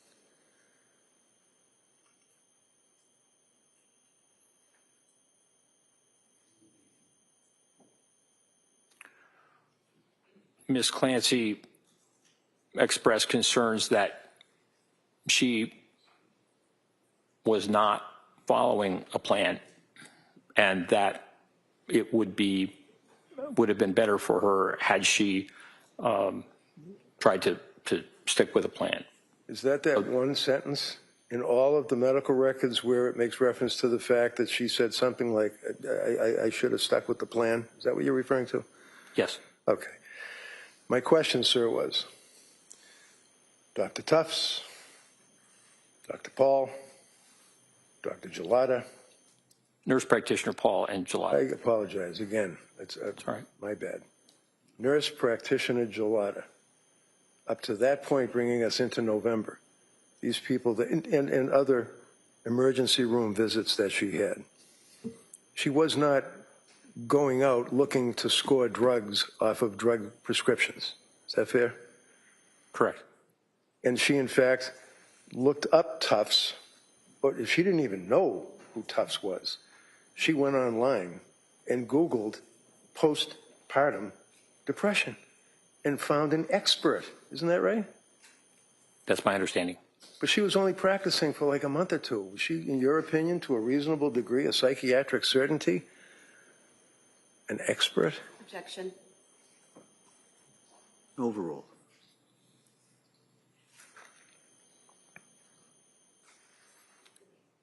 It depends on the amount of training that she received, not just as a physician and a resident, but also in the area of women's health. So the young lady goes online, Googles, trying to get help, goes to see the expert, Dr. Tufts, ultimately deals with nurse practitioner Gelada and counselor that worked in that medical field business, Letitia Dukes, I believe is her name. Right. And then she had the need to go to an emergency room and went to Mass General Hospital, right? That's right. And she was with her husband, Pat, right? Correct. And she had been complaining about lack of sleep, insomnia, right? Yes, as I understand. She had been complaining about inability to emote, feeling hollow, not myself, right? Correct. And a number of other complaints that were brought to the fore. And the hospital made a recommendation that she go to McLean Hospital, which is a locked ward mental institution in Massachusetts, and she chose not to do that, correct? That's right. So then what she did is went back to her home and immediately hooked up again, if you will, with Tufts, right? That's right. In December, one of the people at the South Shore perinatal unit advised her to go to a hospital that specializes in postpartum women. That would be Women and Infants Hospital in Rhode Island, right? That's right. And she went there like the next day, right after they called, right? Yes, I think they fit her in pretty quickly. Was it maybe the 20th of December? And her husband dropped her off for that day program, right? That's right. And she participated with the coloring, with the conferences, or with the discussions, and evaluations with the doctor, right? Yes. For about 8 hours. It was about an 8-hour day, right? Something like that. And on that day, in December 20th, she was turned away, basically, right?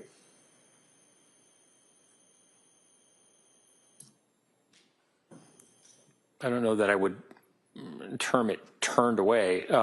Did they help her? By Dr. Diaz's notes, but. Did they help her?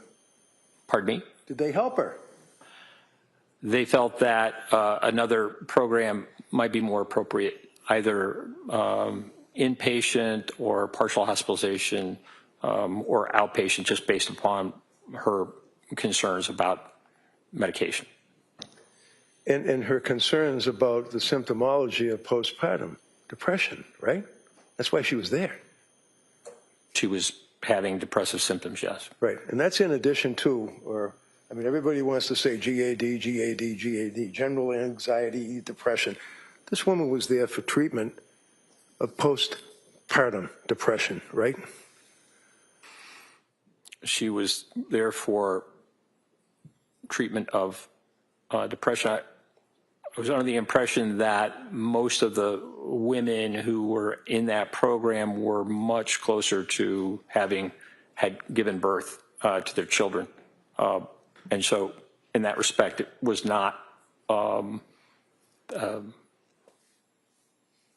group that they served were much closer to that postpartum period, as I understand.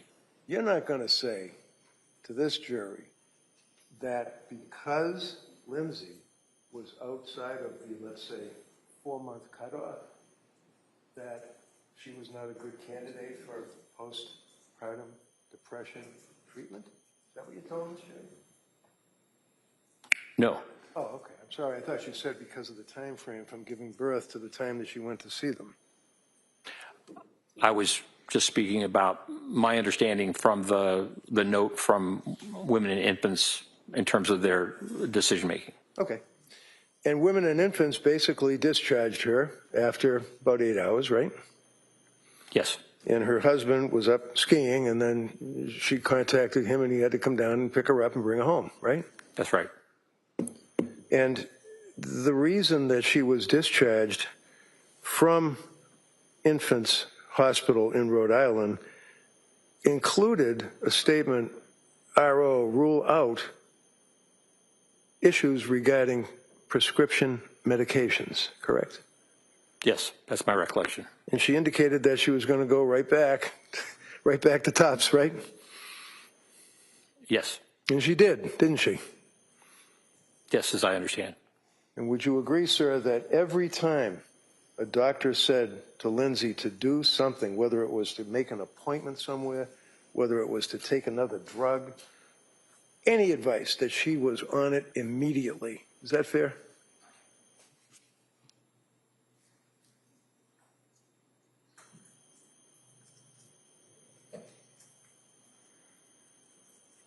She attended her appointments, yes. Well, not just that, she attended them right away. She was told, for example, at McLean, you read those records, that she should hook up with her provider, and she did the very next day, right? Yes. Okay. So she wasn't avoiding seeing healthcare professionals, was she? No.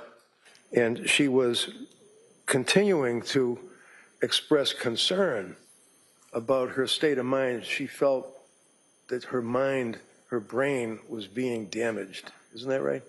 That's right. Those are in the records, right? Correct. And she felt that her brain being damaged was permanent, and she was never going to get better, right?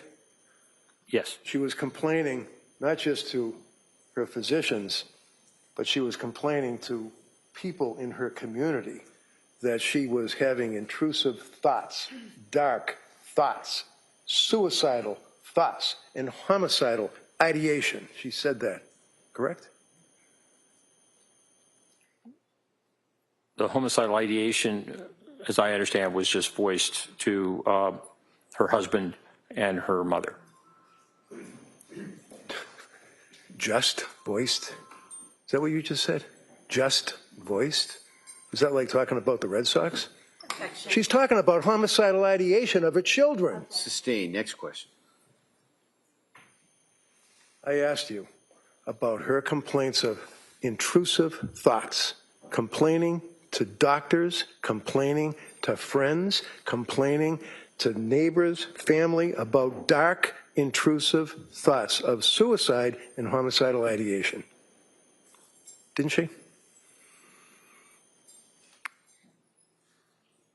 I just don't recall that she complained of homicidal ideation to healthcare providers.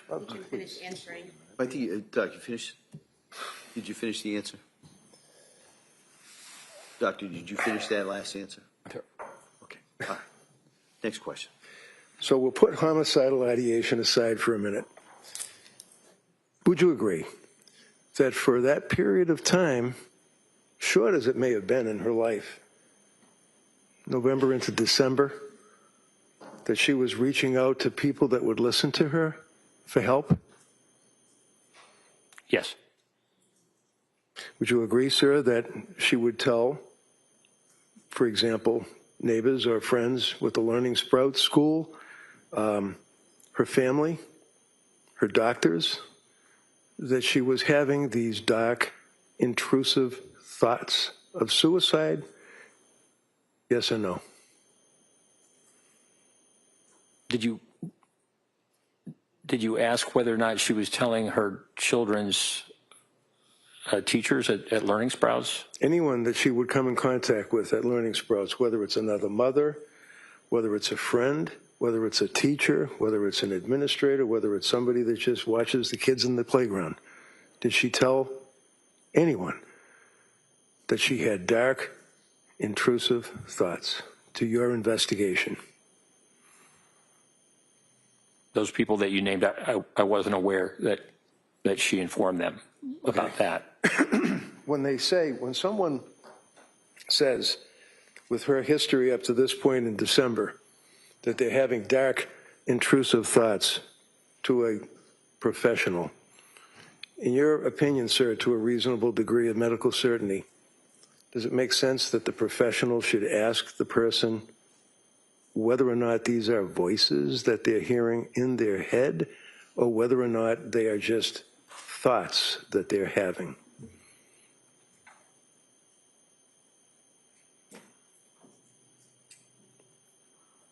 Certainly exploring that is important. And would you agree with me, sir, that when you have a young woman that, again, by all accounts, done nothing wrong in her life, exemplary citizen, has these issues and sees the doctors that, to a reasonable degree of medical certainty, a physician should do a little bit more than asking, do you have a plan? I mean, is that accepted practice, just to say, do you have a plan? And if they say no, you're okay. I wasn't aware that that was the only question. Okay.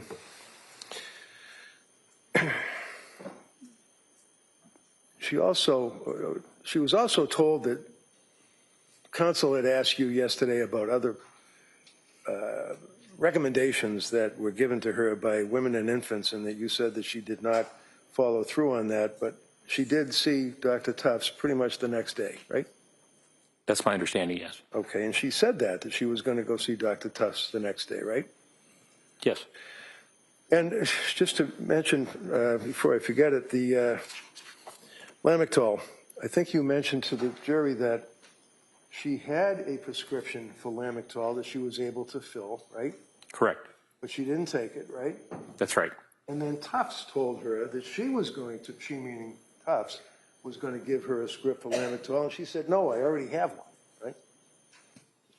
It was Nurse Gelada. Okay, sorry. She had gotten the prescription and filled it from Dr. Tufts. And Nurse Gelada, when asked about the Lamictal, was very favorable about it and said, yes, that's great. That would be great. Sir, I know. You want to tell me that it's a wonderful drug. Did she tell nurse practitioner Gelada, I already have a script, I don't need it? Yes.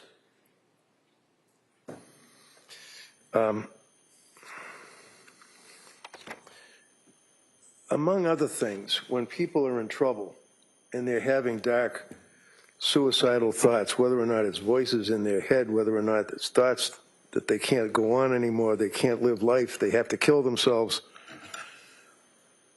many times they're told to call suicide hotlines, right? Yes, Aspire.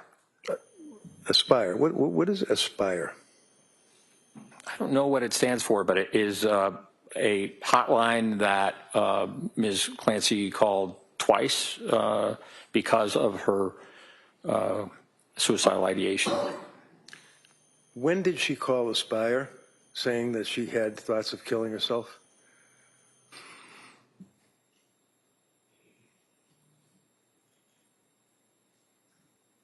I can't recall specifically. But she did call them not once but twice and told them.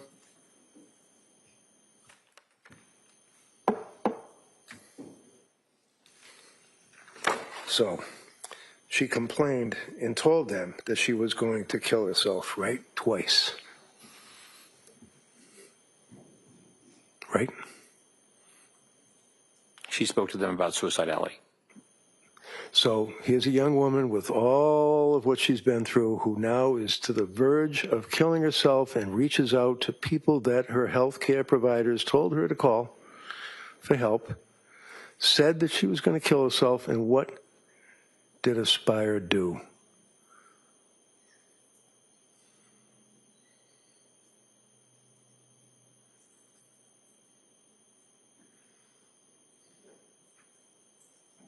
As I understand, they redirected her to her provider. They did not make a decision to hospitalize or to recommend hospitalization.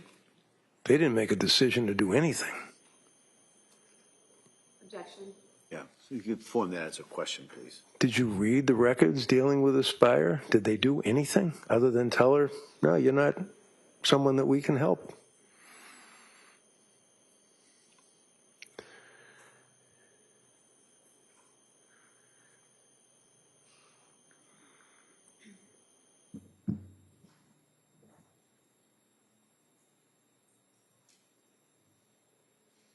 I know that they were not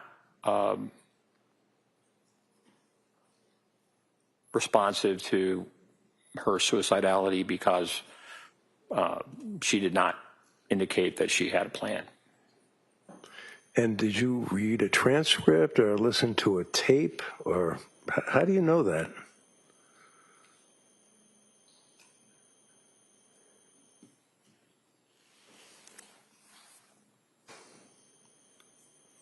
I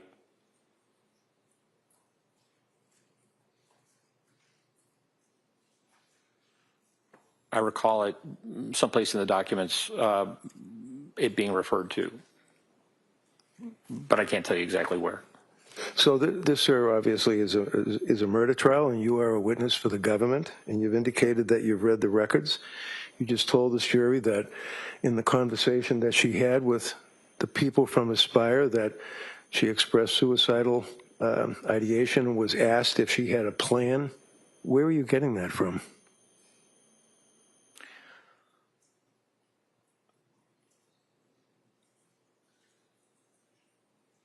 I can't tell you exactly within the records. How about the second time she called Aspire? Why would she call Aspire again if they wouldn't help her the first time? In your opinion as a psychiatrist? Looking for help? Continuing to seek help. And yet again, she didn't get any, did she? That's my understanding. To a reasonable degree of psychiatric certainty with treating the patients to the extent that you've told this jury that you have, what kind of a devastating effect would that have on a person who's ready to kill themselves that's called Aspire hotline twice and has been turned away? Objection. Overruled. It could have a very serious effect. And after being discharged from Women and Infants Hospital and reaching out to Aspire, you'd agree with me that one of the concerns that the doctor at Women's Hospital in Rhode Island had is the medication that she had been prescribed by Thompson nurse practitioner Gelada, right? Correct. And that's one of the reasons that they could not treat her. It wasn't just that, no, we don't think that you're postpartum depressed. We just think that there's a complicated overlay involving the medications that you've been prescribed, right? Yes. And these medications obviously included selective serotonin reuptake inhibitors, right? Yes. Prozac and Zoloft. Right. And one of the things that a doctor would be concerned about, especially with a woman who's had a baby and has stopped breastfeeding the baby, is the effect that that may have on the woman, physically, mentally, emotionally, when they stop breastfeeding a baby, right? Yes. And you've heard of gamma-aminobutyric acid, otherwise known as GABA. BA, right? Yes. And can you tell us, please, what that is, sir? I'm sorry. Can you tell us, please, what that is, sir? What is GABA? I believe that you're referring to Lyrica. No, I'm asking about the actual acid in the person's system, their blood, that is gamma amina BULRYC acid. It's got nothing to do with lamictal. It's got nothing to do with Seroquel. It's got nothing to do with the drug industry. This is in the body. When a woman stops lactating, a woman stops breastfeeding. Yes. There is a physical effect on the person, the body, right? Yes. What is that effect?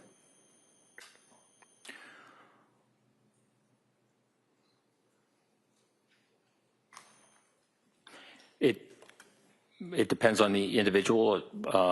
There's variable responses, postpartum, and as I understand, she stopped breastfeeding around October, by October 21st or so, when the Ativan was started. Would you agree with me, sir, that the GABA, make it easier to type, is basically affects, its primary effect is on the neurotransmitters in the brain, right? Yes. Okay. That sounds pretty complicated. Neurotransmitters, I mean, is that like where you have a spark plug on a motorcycle and you can actually gap it and get it to kick over? It's a neurotransmitter in the brain? That sounds like it. Well, yeah, it's more complicated than that. I figured. Obviously. But nevertheless, it's still basically, you're talking about the actual organic matter of the brain, right? Yes. And would you agree, sir, that when a woman is pregnant, that there are progesterone hormone surges during that pregnancy? Yes, there are hormonal changes. Their hormone doesn't just change, it can actually surge, and it can be quite impactful to the person, right? Yes. And would you agree with me, sir, that one of the metabolites of progesterone, which has been unleashed when a woman is pregnant, with the progesterone hormone surging through their body, that you have a metabolite that actually enhances or increases the GABA activity of the neurons in the brain, right? It can, yes. And what is that metabolite, sir, that increases that activity in the very organ of the brain? I can't tell you. Is it a allopregnanolone? If you know? No. No, it's not, or no, you don't know? I don't know. Immediately after a woman has a baby, would you agree, sir, that the progesterone that we just talked about and the allopregnanolone that you don't know about drops precipitously according to the medical treatises, right? Objection. If he knows, he can answer that. Yes. And what does that mean, sir? Tell me, when it says that the progesterone and the allopregnanolone in the body drops precipitously. What does that mean, precipitously? That means rapidly. And a sudden drop, sir, you would agree has a significant potential of causing serious GABA dysfunction, right? That certainly would be possible. Do you know that, or are you just agreeing with me? I'm agreeing with you. Okay. Do you want me to keep going? Want to take a short break? I don't care. I'm just saying that. Yeah, why don't we take the morning recess at this point? All right. Court, all rise, please. Jurors, kindly close your notebooks. Please on the chairs. This way, please.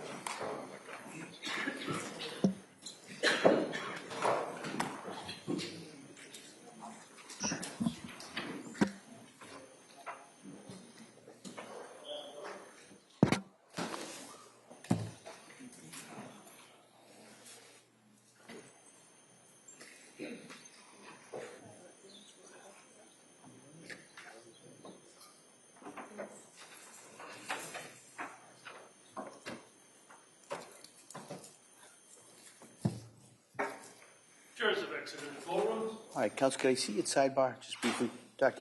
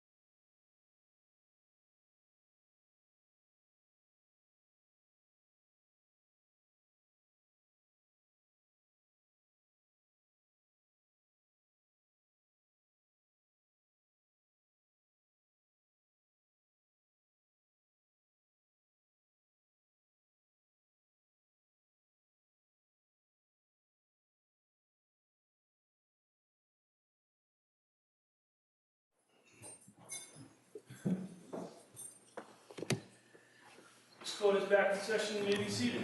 Your Honor, for the purpose of the record, we return back to the trial of Commonwealth versus Lindsay Clancy. All parties are present and will leave the jury. All right.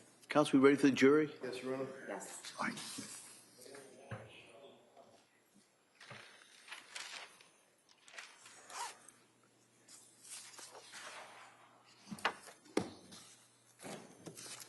Court, all rise. Jurors entering.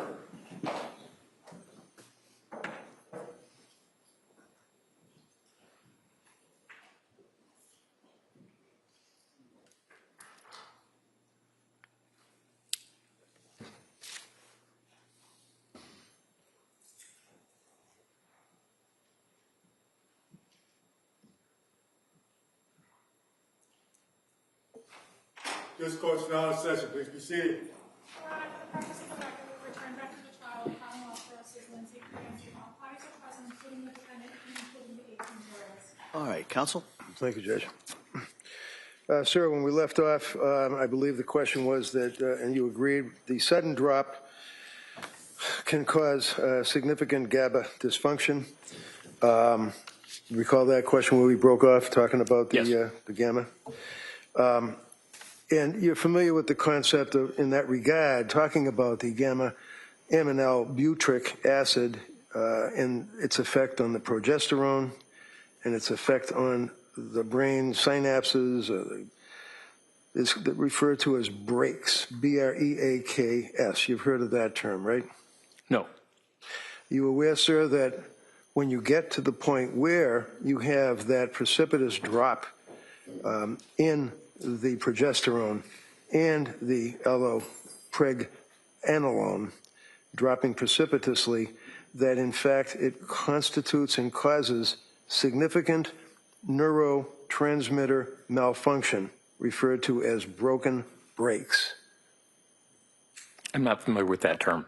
Can you tell me what a neurotransmitter in the brain is? You're asking what is a neurotransmitter? Sure. I don't know. Neurotransmitters function in the brain and have responsibility for not only aspects of mood, but also psychosis. Dopamine is a neurotransmitter that is significant in terms of psychosis. When it's too high, we need it. But the neurotransmitters function in a number of different ways, number of different pathways. When we think about psychiatry, we really think about the mesolimbic pathway and not just dopamine, but also serotonin, norepinephrine. And so depending on the disorder, there are different medications that can be helpful in treating those disorders. So really, from the standpoint of psychiatric illness and brain dysfunction, medication can be very helpful in regulating the neurotransmitters and difficulties. Have you heard of the broken brakes hypothesis as it relates to the impact of the precipitous drop of progesterone in the enhancement of the GABA activity? Have you heard of that concept? No. Would you agree, sir, that when a woman is in that position of the precipitous drop of the progesterone after ceasing the breastfeeding activity, the enhancement with the GABA... You mean prolactin? Prolactin. The enhancement of the GABA activity, that that would be a dysfunction in the brain, right? Certainly, mood symptoms can be significant.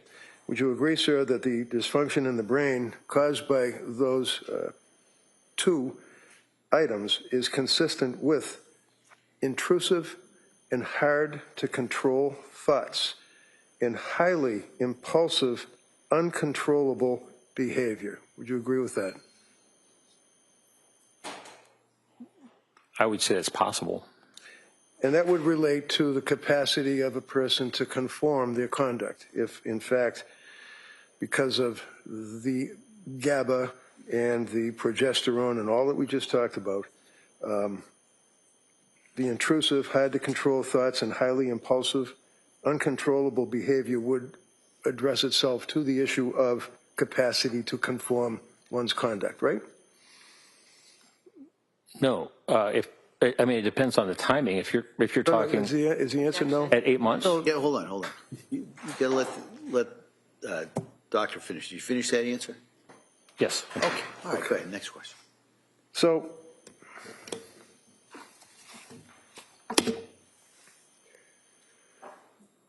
did I hear you say that Patrick is the source, the third-party collateral source of Lindsay saying, I tried to kill myself? Is that what you said?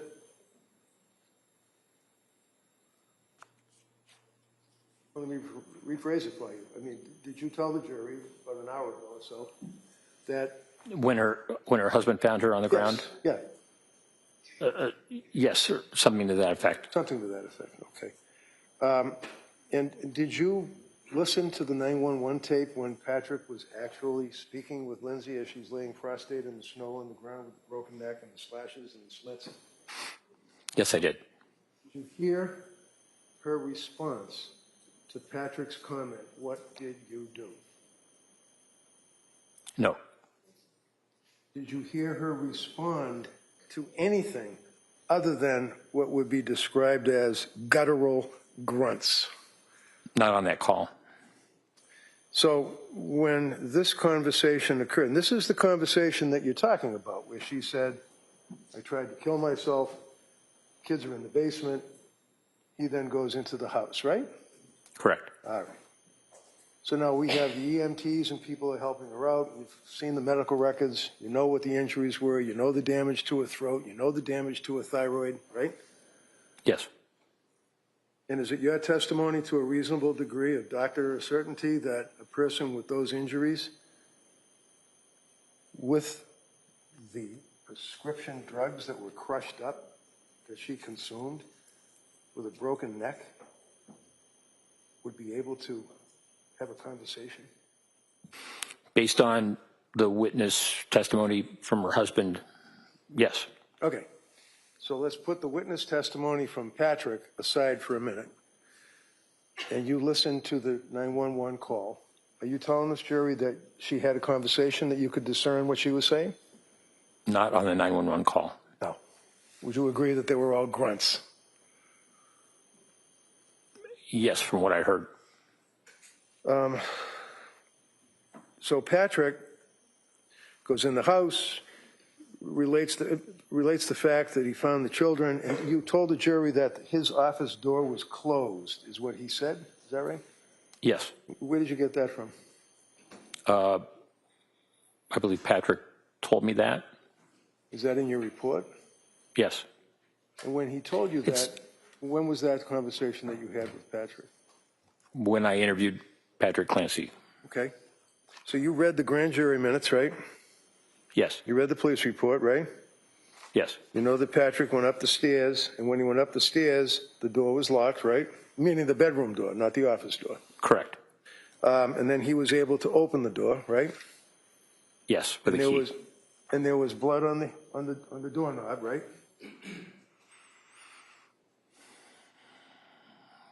There was blood in the room on the Describe the room on the blood. floor. Certainly, you already talked. We'll talk about that. But there's blood on the doorknob, right? Was there blood on the doorknob? If you know, I don't recall. do you recall there being blood drops in the area of the door itself, like where you have the threshold? But what appeared to be blood, because nobody tested it, we don't know what it is, but it appeared to be blood. I don't recall the specific. I know that there was blood that was observed. Okay.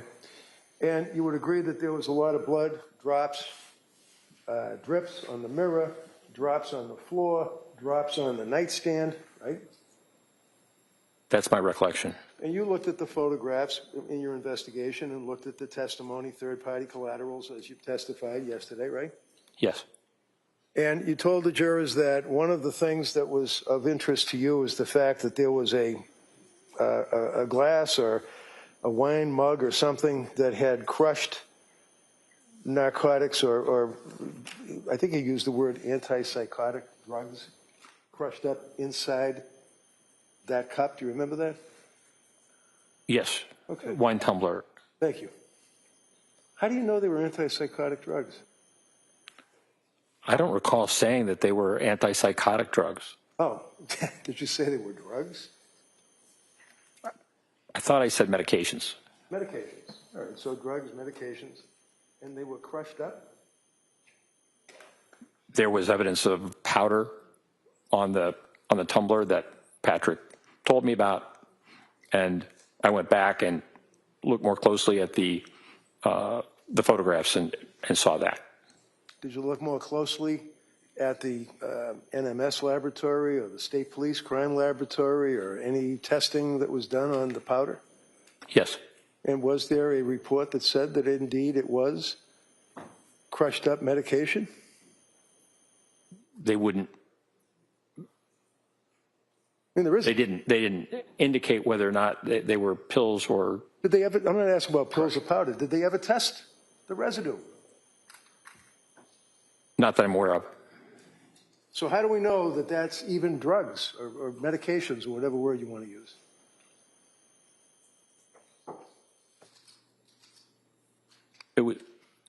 It was Patrick Clancy's observation. So basically, when you're testifying, sir, and you're waxing on about all of the facts of the case that you took into consideration prior to your opinion for the DA in this case, you're getting a lot of it from Patrick, is that right? That aspect he brought up to me, yes. Okay. So the crushing of the pills, was there a pill crusher found in the bedroom? Not that I'm aware of. Was there any residue found anywhere in the bedroom? Not that I'm aware of. So if someone's in a psychotic state and they're going to kill themselves and they're taking the pills, yesterday you said the fistful of pills, and then the DA said after a painful questioning that they were crushed, and you agreed that they were crushed, wouldn't there be a residue? A residue? Yeah, you know what a residue is, right? Yes. Was there a residue on the table, on the nightstand, anywhere? Not that I saw. So there's no pill crusher, right? Not that I saw. There's no investigation by the police to determine what was in that powder, right?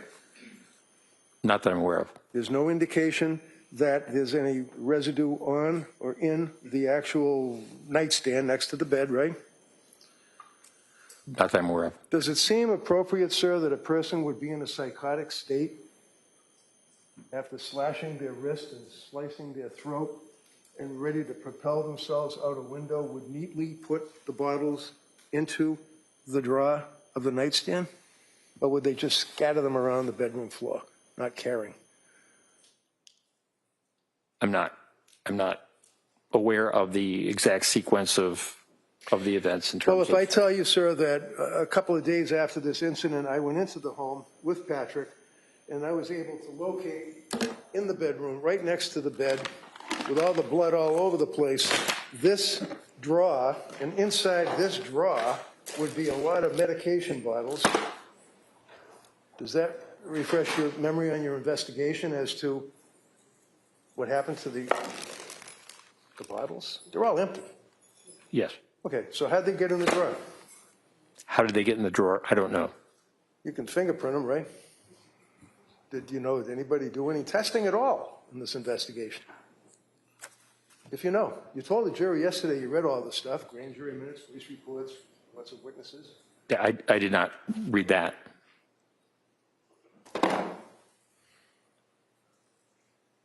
Is it your understanding, sir, that a person can be in a state of psychosis and I guess misremember something? Yes, Or have a false memory? it's possible. Did Lindsay tell you that she slashed the screen with the big turkey knife? I'm sorry, can you repeat that? Yeah, did she tell you that she slashed the screen with the knife before she went out the window? Yes, that's what she told me. But the screen wasn't slashed, was it? Do you think she was malingering and lying to you at that point, sir, when she told you that? No. Because one of the things you told this jury is that what stood out to you is, I think you made reference to the fact that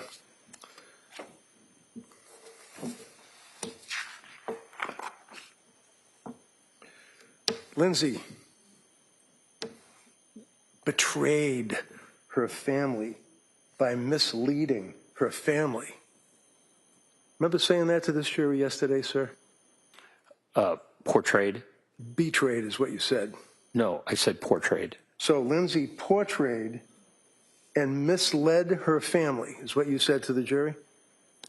Yes. How did she mislead her family? Well, in text messages, for example, in the days prior to the event, her parents had visited over that weekend, and the communications that she was providing did not give a sense of her state of mind regarding suicidality. Are you kidding me? They stayed up in their house to help them. Sustained. Next. They stayed at the house, didn't they? Yes. Why did they stay at the house? I'm sorry. Why did they stay at the house? They were visiting. They were staying at the house. They weren't just visiting. Objection. Overall. Sleep over? As I understand. Okay, as you understand. How long did they stay at the house and sleep over? I think they came up for that weekend. They weren't there constantly. No, They came back and forth. back and forth. Well, they stayed about 1, 2, 3, about 4 days, 3 nights. They stayed continuously and stayed at the Clancy home. You knew that from your investigation, right? Yes, that's my yes? recollection. The answer is yes, right? Yes. Okay. So they're staying at the same time. You're telling this jury that she's sending text messages basically saying, I'm okay, I guess. Is that right? Following their departure, there were the photographs that Lindsay Clancy sent to her mother. She didn't send her mother photographs showing that she was smiling or happy with her family, did she? I think there was a photograph of her and the children by the snowman. No. Is that a bad thing to do that and send a picture of you with your kids making a snowman to your parents? No. Is that something, in your opinion, Dr. Sidoff's opinion for the district attorney, that a person who is involved with postpartum psychosis, postpartum depression, wouldn't take a picture of the snowman and their kids, send it to their mother?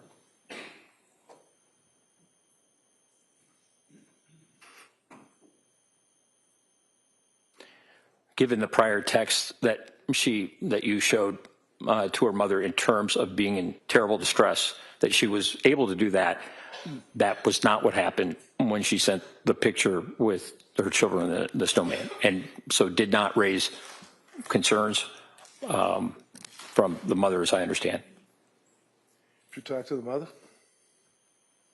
Pardon me? Did you talk to the mother? No, I tried to. Did you review police reports or statements? You tried to? How'd you do that? What'd you do, call her up and say, I want to talk to you? No. Did the district attorney call him up? I asked Ms. Clancy who would be good for me to speak with, and she said her husband and her family. Okay. So based on that, what did you do? I contacted the district attorney, and I... Which one? Which one of these two? Ms. Sprague. Ms. Sprague. Okay. You spoke to Jen Sprague, and what did you say to her? Sprague. Was it? Attorney Sprague. You spoke to Jen Sprague, and what did she tell you? Attorney Sprague. She told me that she would reach out and attempt to see if I could interview Mr. Clancy and Ms. Clancy's family. Okay. So did you do that? Did you reach out to her mother? Did I reach out? Yeah. No. Okay. Did someone tell you that she wouldn't speak to you? Yes. And when was this, sir? About 2 months ago?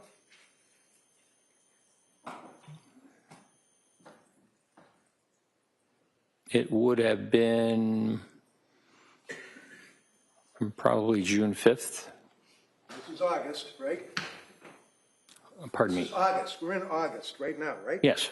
You called to speak to the mother in June, right? Yes? Come on. Yes. Okay. And when you called the mother, did she say, I did not call the mother. Okay, so the I did answer not is you call did the not mother. call the mother. Who told you that you couldn't talk to the mother? Ms. Sprague. Attorney Sprague, please. Right. Attorney Sprague. Now, when Attorney Sprague called you and said you cannot talk to the mother, did it ever occur to you to reach out to me? You're being objective and all. No. Did you know, sir, that Lindsay had signed repeatedly every and any HIPAA form that was needed by the DA or the cops to get access to every single medical record that she had? Probably going back to when she was in grammar school. Did you know that?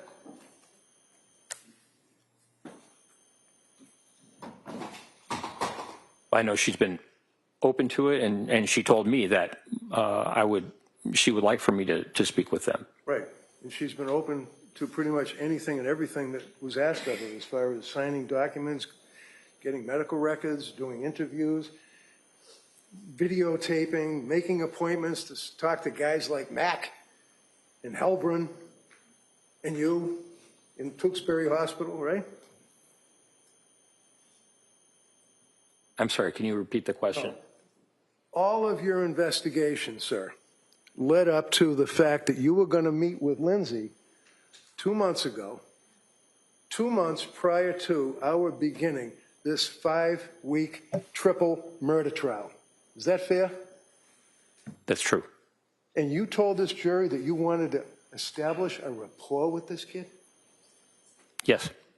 Do you think for 1 minute, when you're trying to put her in jail for her life, that she Objection. wants to talk to you and have a rapport? Sustained. Next question. Did you establish a rapport? I believe so. She was cooperative. Yes. She was polite. Yes. She was pleasant. Yes. And I asked her at the end if there was any question that I had asked that made her feel uncomfortable, and she responded in a positive way. Okay.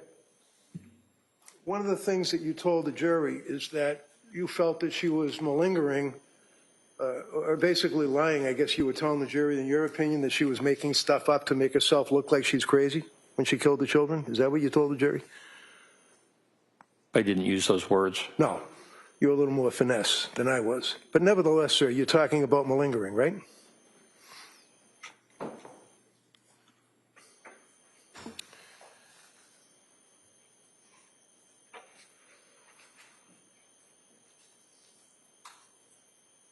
Yes, the statements about the auditory Answer is hallucination. yes. Excuse me. Yes. The answer is yes. You were talking about malingering is my question. Yes or no, right? That's all? Yes. Okay. And when you're talking about malingering, sir, basically that would be when a person finds it in their interest to basically exaggerate or lie to an investigating psychiatrist, right? Correct. And that would be because it's in their interest, like I want to pretend that I'm crazy so a jury thinks I'm crazy and I don't have to pay for a crime. That would be in a criminal sense, right? Yes. Workman's comp cases, you know, a guy gets hurt in the truck and then they end up having interviews by guys like you to make sure to see if, in fact, they're legitimately hurt for a workman's comp claim, right? Yes. Or a civil case, like an auto accident, right? Yes. And there are tests that can be administered to people to see, from a psychiatrist standpoint, whether or not there is objective indicia of the fact that the person is indeed malingering. Yes. And what are those tests? Well, I'm not a neuropsychologist, but there's a test called the SIRS, also the TOMS test of memory. So there are certain tests that can be given by neuropsychologists to assess malingering about certain aspects, certain issues. You've also heard, I imagine, of the MMPI, which is the Minnesota Multiphasic Personality Inventory Test, right? Yes. And that's one that has different scales that you can examine to determine if somebody is lying or malingering or exaggerating or anything like that, right? Correct. And you know that Dr. Helbrun administered that very test to Lindsay about, I don't know, 2 months before you got there, right? Yes. Which would be about 4 months from now, where we stand now, right? Something like that. And would you agree, sir, that even though it would have been perhaps better to actually meet with Lindsay within the first 6 months after the incident, or a year even, or maybe even 2 years, but nevertheless, it still has reliability and validity, does it not, when it's administered to her? The MMPI does, yes. Okay. And you know, sir, that she, in fact, had no impact on the scales at all, with the exception of likelihood of suicide.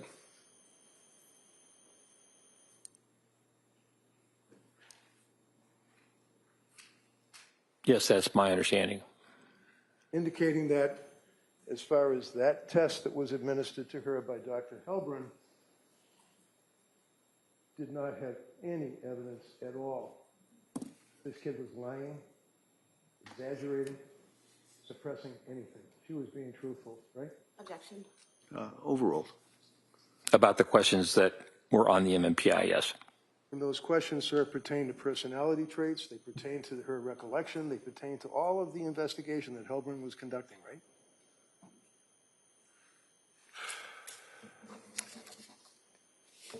No. Okay. So when the tests were administered and the results were provided, would you agree with me, yes or no, that specifically the test indicated that she was not malingering? Yes. Okay. Correct. You mentioned one of the other things that you were concerned. Oh, by the way, would you agree with me that Dr. Philip Resnick, as you indicated, is like a world-renowned person on filicide, or the killing of your children?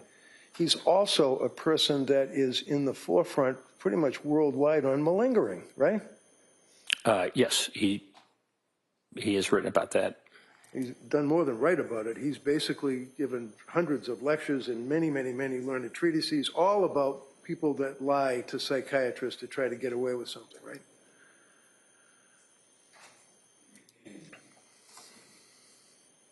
Right?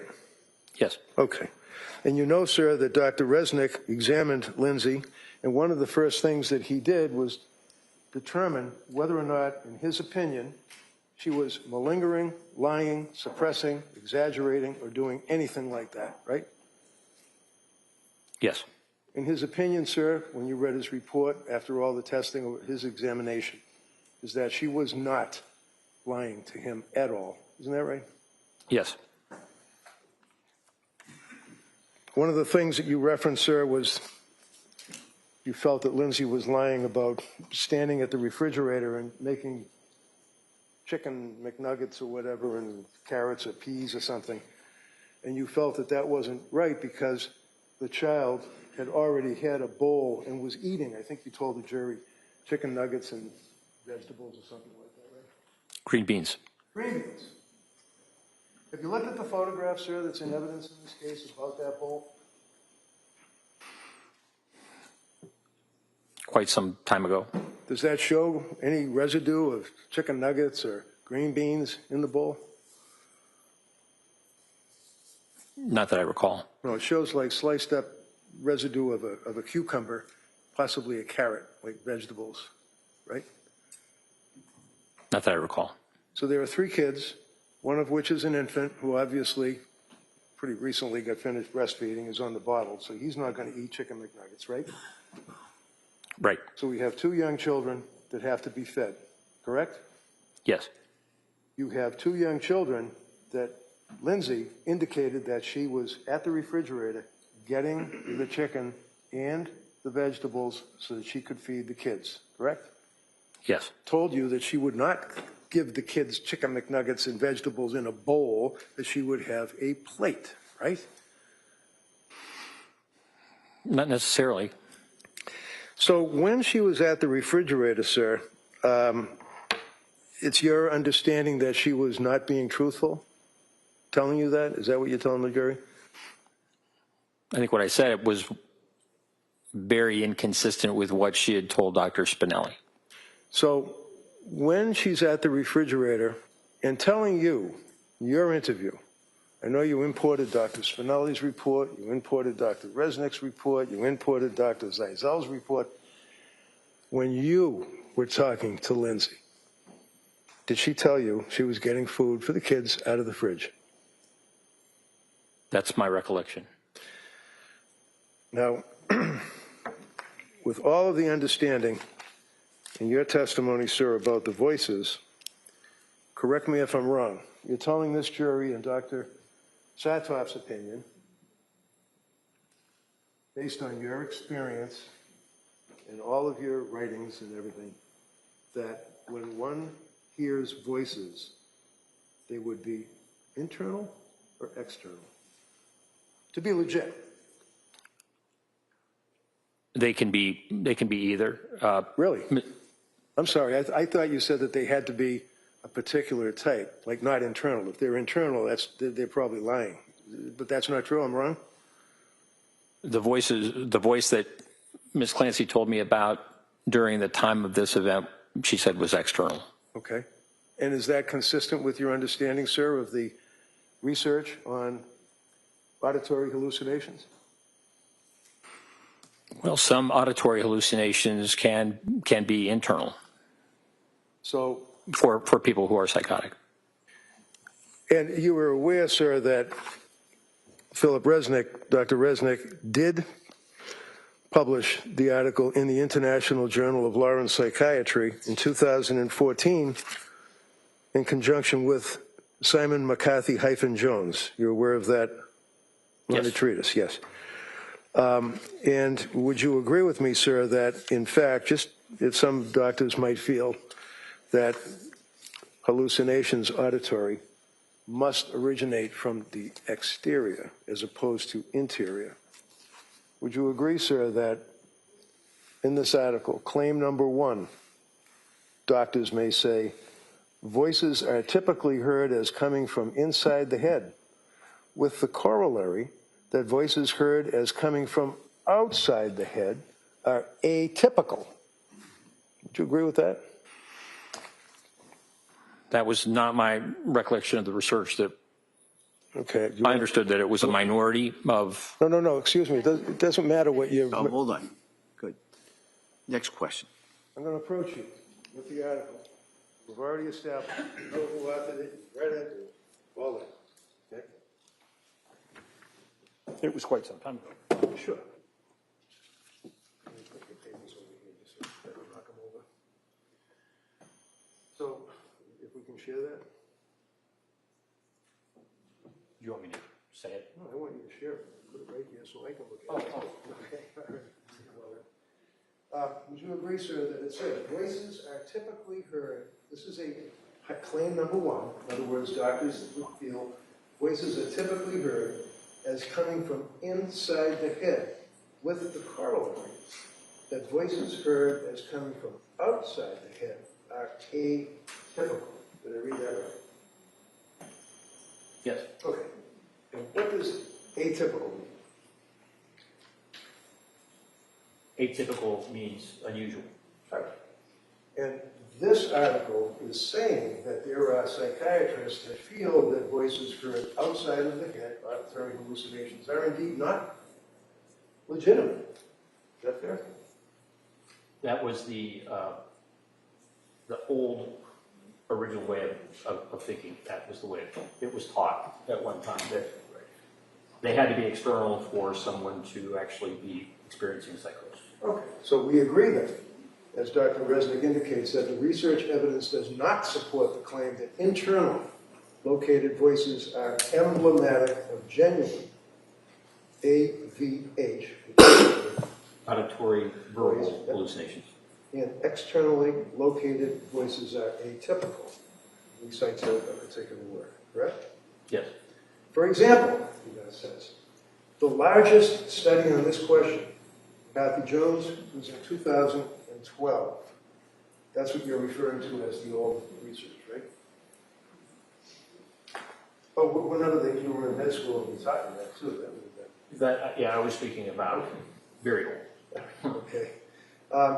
Basically found that of 199 psychiatric patients, 81% who have been diagnosed with schizophrenia, 38% heard both voices coming from inside and outside their head. Did I read that right? You did? All right.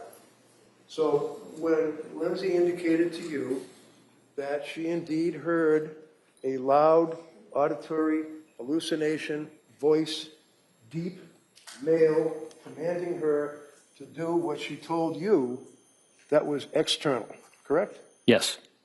And you don't have any issues with that. In other words, that is very likely could be legitimate. Yes. Okay. Now, if you take a young woman who, as the evidence has shown, is suffering with her medical condition or psychiatric condition and seeing doctors and being prescribed medications and reaching out to people for help and suicide hotlines and people down in Rhode Island and McLean Locked Wards Institute. If I hold an opening statement, sir, would you agree that in her efforts to maintain control, she, meaning Lindsay, withheld... Form of the question? Yeah, if we could approach. Sure.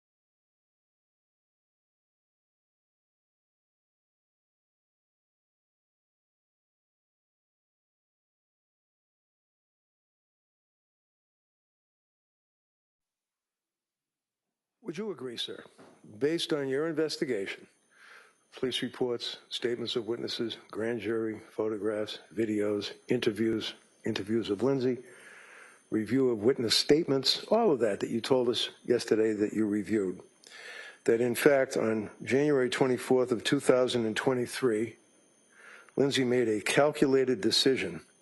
She was a woman who no longer liked the life she thought she wanted. It was getting harder and harder for her to control, and when she saw the opportunity to escape, she made the selfish choice to take it, and to take Cora, Dawson, and Callan first, before attempting to take her own life.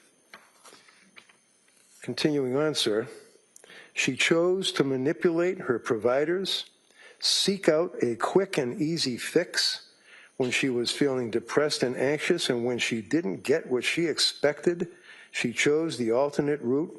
She would seek a different doctor. She would change medications after days.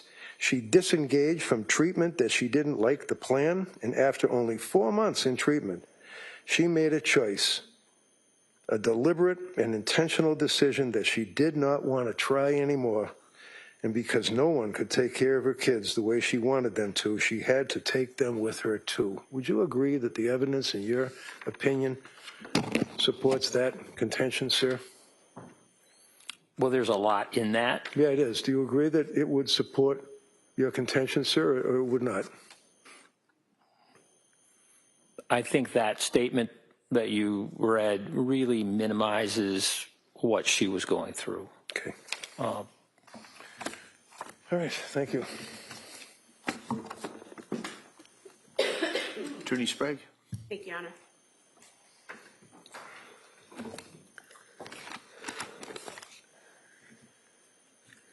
Sir, you were asked during cross-examination about your work as a forensic psychiatrist for the Bureau of Prisons and for the prisons in Virginia.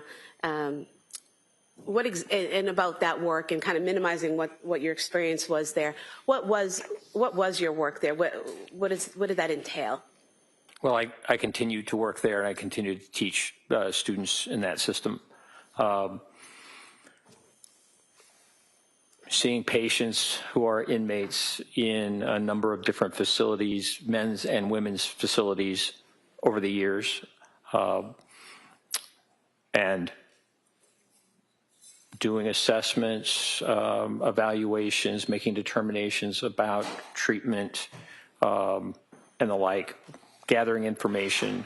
So really treating these inmate patients as patients who have significant mental illness and really require the best treatment that we can provide in the system.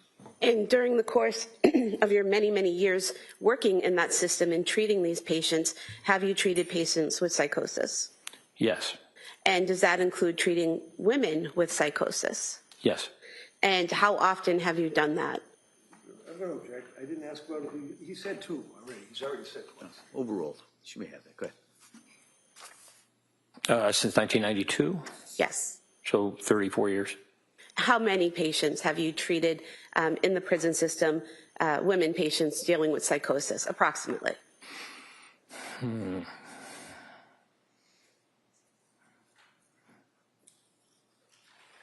Several hundred. And are there certain common signs or symptoms that these women display who have psychosis?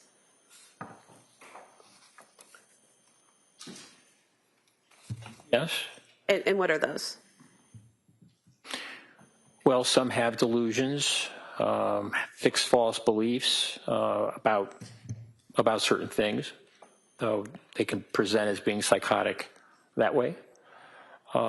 Also, they can present with hallucinations, what we call perceptual disturbances, and generally they are, in most cases, auditory hallucinations, auditory verbal hallucinations.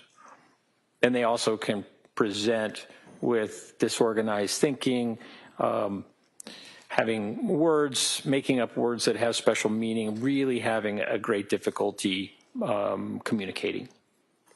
And you also mentioned that you all worked for a state hospital for, I think you said 15 years, is that correct? Correct. And did you treat patients with psychosis during those 15 years?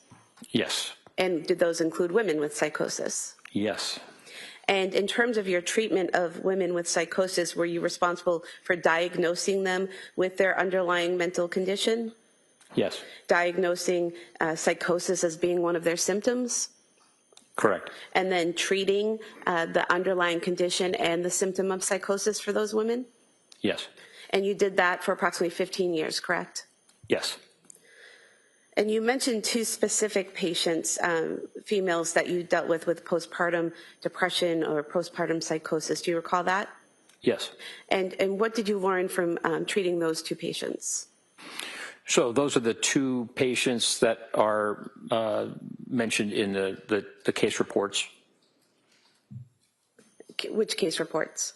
The case report about postpartum psychosis that was written.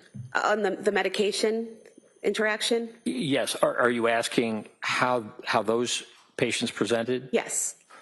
Okay. There were, as I recall, it's been a while since I looked at the paper, but one was an 18-year-old woman who had delivered her child and had decided not to take, or that she did not want to breastfeed. And so in those days, this medication, bromocriptine, also called Parladel, was given. And we found that within, I think, just a couple of days of the time that she was given this medication, she became convinced that she had to kill her child. And I believe that she was experiencing auditory hallucinations, and she was so distressed about that she wanted to kill herself and was suicidal. And that was how she was brought to our attention. In evaluating her, we removed the Parladel, the bromocriptine, and she responded and resolved her symptoms, her psychotic symptoms, and we were able to discharge her back to her family. The other case, I believe, was another female, a bit older, maybe mid-20s, and she was also given this medication and also became psychotic. For her, it was more a manifestation of mania. She was hypersexual with her husband. She, I think, was quite hyper-religious, and she was... Doctor, sorry. in terms of her delusions, those were more of religious delusions? Pardon me? Her delusions regarding her child were religious delusions? Yes, I believe so. Okay. And once that medication was removed from that woman, did her symptoms subside? Yes. I think in that case, she was also given, she was so disruptive on the ward, taking her clothes off, et cetera, that she was also given antipsychotic medication for a period of time, and her symptoms resolved. And going back to the first patient that you described, you said that she had voices instructing her to harm her child. And was it as a result of her feelings of guilt for about those thoughts and voices that she was suicidal? Yes. Okay. So she wanted to kill herself instead of killing her children, correct? Yes. Now, you were asked by Attorney Reddington about your curriculum vitae and focusing in on terrorism, and is that your sole focus? And you said no. What has been your focus over your career? Well, from the time that I finished my residency, I've been very interested in public psychiatry. And so upon realizing the seriousness of mental illness within the prison system and the value of teaching psychiatry to students within the system, I began doing that while I was also doing work with the state hospitals, seeing patients, whatever. So I would say that of all the things that I do and consider myself, what is most important to me is working with patients. And it's the value of also being with students and having them learn from these patients is going to make them better doctors, even if they don't choose to go into psychiatry. So I see my identity actually as a clinician, and I have patients I'm scheduled to see. I was supposed to see some yesterday, and also I'm going to see patients on Friday. And Doctor, defense counsel asked you about the onset of postpartum depression and postpartum psychosis, and you had said that the DSM-5 lists postpartum onset within 4 weeks, correct? Correct. And he asked you about other organizations going up to approximately a year, correct? That's right. Are you aware that the World Health Organization has a clinical descriptions and diagnostic requirements for behavioral and neurodevelopmental disorders that has a section on mental and behavioral disorders associated with pregnancy, childbirth, or the puerum, P-U-E-R-P-E-R-I-M, which does that mean during or after birth? Yes. And that in that section by the World Health Organization, they state that mental and... Objection. She's not going to read that to him, and then he's going to agree with it. She can ask him if he's read Well, it. let's hear the question first, and then I'll assume there'll be an objection. Are you aware that in that section it states that mental and behavioral disorders associated with pregnancy, childbirth, or the purpurium are syndromes associated with pregnancy or the purpurium commencing within about 6 weeks after delivery? Objection. Overruled. I'll allow that. If you know that, Doctor. Yes. Okay. And are you also aware that there's a section talking about mental and behavioral disorders associated with pregnancy, childbirth, or the purpurium with psychotic symptoms that says onset of a syndrome involving significant mental and behavioral features occurring during pregnancy or the purpurium, i.e. up to about 6 weeks following delivery, is required for diagnosis? That's my understanding. And that's from the World Health Organization, correct? Yes.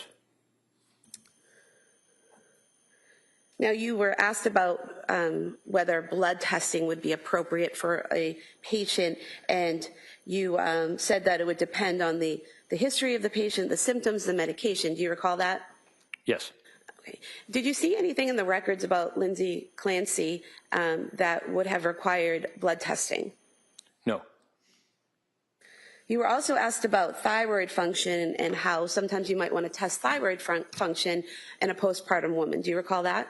Yes. Do you, are you aware that, reading from Exhibit 222, I believe, that Ms. Clancy's thyroid levels were checked when she visited the South Shore Hospital emergency room on November 16th, 2022, and her levels were within normal limits? Yes. I just moved to submit this page from Exhibit 222, showing the thyroid levels. All right, so that's in. It's just a follow-up of a sheet that's in. I'll allow that. And doctor, just for the jury to know, in that page that's just been marked in as exhibit, the thyroid levels would be marked by TSH, correct? Correct. You were asked about Lamictal and the serious rash that could occur. You said that the serious rash is rare. How rare is it? Approximately 1 in 1,000. And you mentioned that millions of people take Lamictal with no problem at all, correct? That's right. And is there anything that providers do to be aware of the potential for the rash and to explain that to patients and to try to just basically keep an eye out to see if the patient's developing that symptom? Yes. And what is that? It's a medication that needs to be started at a low dose, 25 milligrams, and only gradually moving up. Finally, after a number of weeks, to a dose as much as 200 milligrams, perhaps even more. When the medication is given in a what we call titrated, slow process, the potential for this serious rash is greatly decreased. So it really is a medication that requires a slow titration. So the patient needs to be patient with that process, but it's now one of the most used mood stabilizers for bipolar disorder. That it really is a very important, valuable medicine for bipolar disorder. And you said that it's important to start at a low dose. Did you say 25 milligrams? Correct. And do you recall what dose Dr. Tufts wrote the prescription for Ms. Clancy? Yes. And what was that? 25 milligrams. And do you recall from the records whether the plan was, if she were to take it, to titrate in the manner you described? Correct. And putting aside whether or not someone chooses to take the medication because of a rash, is there any significance to the person, to a patient, being prescribed a medication and then not telling that provider that they chose not to take it? Yes. And what is that? Well, it really limits the provider in making other decisions. If a decision is made that a patient is not going to take a certain category of medication, it's helpful to let that provider know and say, I've decided against it. What are some other alternatives? Doctor, you were asked about lack of sleep potentially causing psychosis, correct? Correct. And sleep was definitely an issue for Ms. Clancy in the fall leading into December of 2022, correct? Yes. And looking back to the McLean records, would it be accurate to state that her sleep got progressively better while at McLean? Yes. And then directing your memory to the text messages that Ms. Clancy had with her mother from January 7th through January 22nd of 2023, would it be accurate to state that she told her mother she was sleeping better during that time? Yes. Defense counsel asked you if by all the evidence and witnesses that the defendant was a happy wife, mother, daughter, all of that, and you said no. What were you referring to when you said no? Well, I was thinking about the paper that she filled out on September 12th of 2022, in which she expressed some of the concerns that she had, significant anxiety, but also, as I recall, insomnia was a concern of hers. And it was followed up with Jennifer McAllister, who worked with Dr. Tufts. And I think in Ms. McAllister's note, Ms. Clancy mentioned that she had waning confidence in being able to take care of her children as they were growing up. And that, I think in a note of Dr. Tufts noted that she said that she found that Callan needed more attention, and that as the kids were growing older, that she was finding them more challenging. Did she give any information did Ms. Clancy give any information about why it was more challenging as the kids got older? I'm going to object. This is pretty far afield. Yeah, sustained. It goes beyond cross.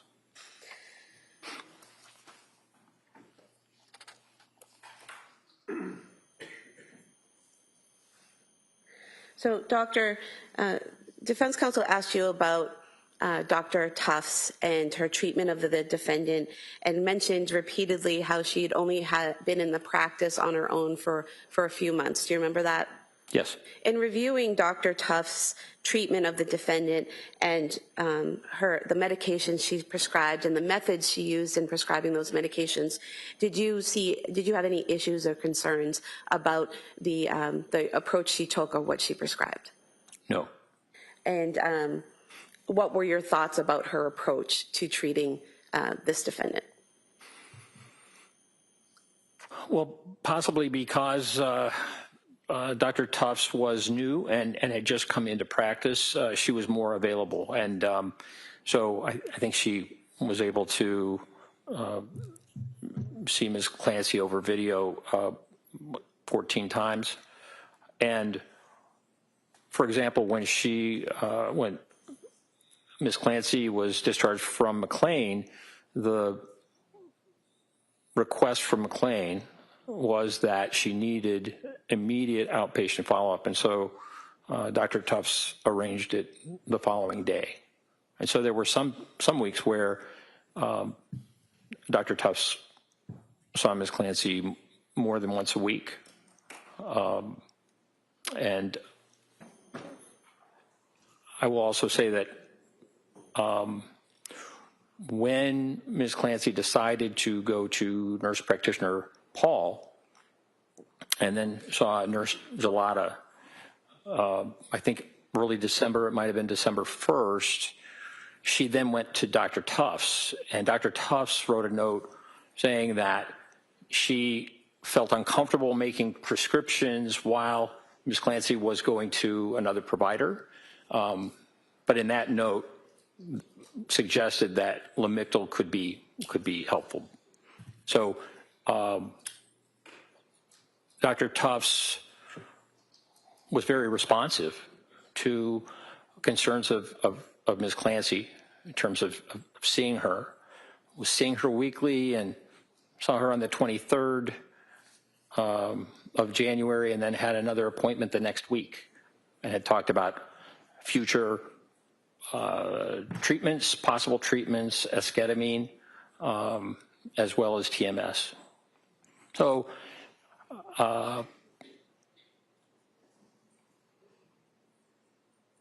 perhaps the fact that she had just left her residency meant that she could be more responsive to seeing patients quickly, and she did that. And speaking specifically to the prescribing, prescribing which medications she's prescribed, which doses, what different options she tried, did you have an opinion based on your training and experience of Dr. Tuff's method with prescriptions? Yes. And what was that? I felt that the prescribing was very reasonable. How so? Well, back in 2013, 2014, Ms. Clancy had taken Prozac and SSRI, and it was helpful. She also took Wellbutrin and propranolol. After Dawson was born, Ms. Clancy had some significant anxiety and actually went to a doctor and was prescribed Zoloft. So this would have been in 2019. But then decided, 2019, early 2020, but then decided not to take the Zoloft. Her anxiety symptoms resolved. It was a difficult time, particularly as she got older because of COVID, but she decided that even though she had the prescription of Zoloft, she decided not to take it. The anxiety that she experienced after Callan's birth was more significant and lasted longer. And so she went to Dr. Tuff's, who got a history of Ms. Clancy having taken the Prozac and done well on it, having seriously considered Zoloft to the extent that she got a prescription for it, decided not to take it, that Zoloft at 25 milligrams, which is the lowest dose, starting that, would be a reasonable choice, really perhaps the most reasonable choice of an antidepressant, given Ms. Clancy's history up to that point. I believe that there were only 7 pills taken. Ms. Clancy was directed to take 25 milligrams for a week and then increased to 50 milligrams, two tablets, but had, I think maybe after 5 days, taken that increase and increased from 25 to 50 milligrams, and then had the adverse reaction of insomnia, very significant insomnia. And in terms of after seeing the effects from the Zoloft and stopping that prescription, the various prescriptions that Dr. Tuff's tried with the defendant, did you have an opinion based on your training experience about whether that trial and error process and what she prescribed and what she tried with the defendant, whether that was reasonable? Overruled. Yes. And was it reasonable? Was it reasonable? Yes. Yes. And how so? Well, Ms. Clancy, after having the insomnia, was very upset and concerned, as anyone would be. I think that was around October 21st. And so Dr. Tuff's assessed her and told her to stop the Zoloft and started her on Ativan, I understand, and Benadryl. And that medication was helpful for a while. But Ms. Clancy was concerned about Ativan, benzodiazepines being addictive, and concerned about getting hooked on these types of medications. And that is a concern over the long term. And so part of the process was to see if she could be treated effectively by decreasing the benzodiazepines or maybe giving her a longer acting benzodiazepine. The medication buspirone, was prescribed by Dr. Tufts, but Ms. Clancy, in a note. Excuse me, doctor, I apologize. Can I have a standing objection to the rambling answers? This is redirect. I object. All right. Well, you see, counsel, I just want to put something on the record. Counsel.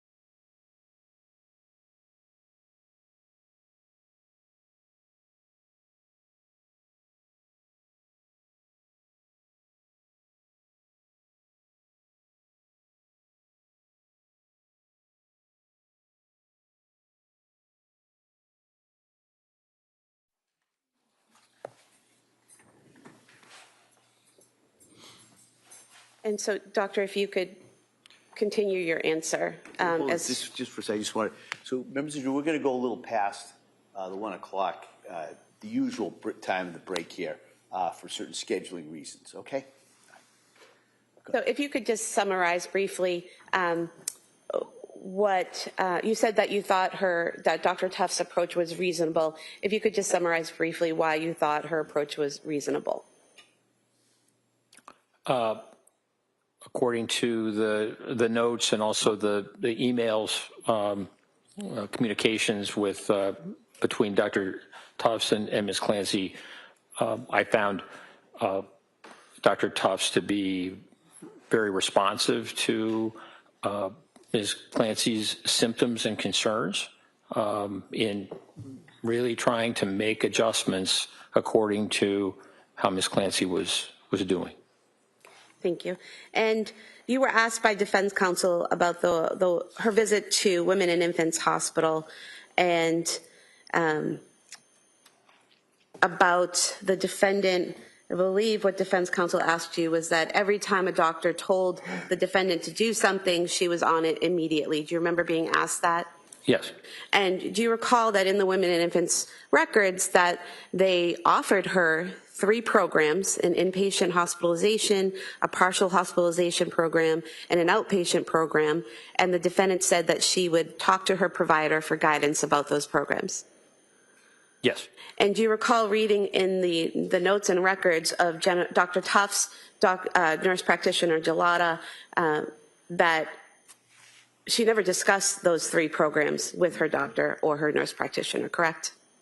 That's my recollection. Now, in terms of the calls to Aspire, to the hotline for the suicide hotline, You were asked about where in the records you saw that, and I would just like to approach, also from Exhibit 222, the note from December 8th, 2022 of Letitia Dukes. And if you could just review this note here and then look up when you're finished.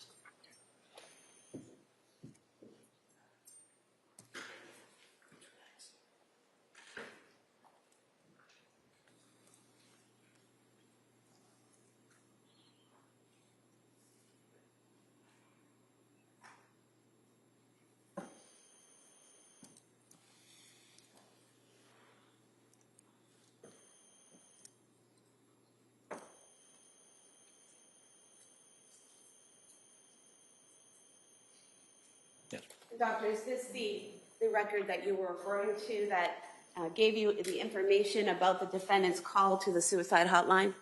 Yes. And reading from this page from the exhibit, page 45, it states that patient contacted Aspire Crisis Support. She met with an Aspire clinician virtually and was told that she did not meet the criteria for inpatient treatment due to not having an SI plan. That's a suicidal ideation plan, correct? Correct. And then reading again, Aspire clinician recommended that the patient attend a day program. The clinician said he would be sending the patient resources. Clinician informed the patient that it would be beneficial to attend an IOP or a PHP to help the patient build coping skills and build community. What's an IOP and a PHP? Do you know?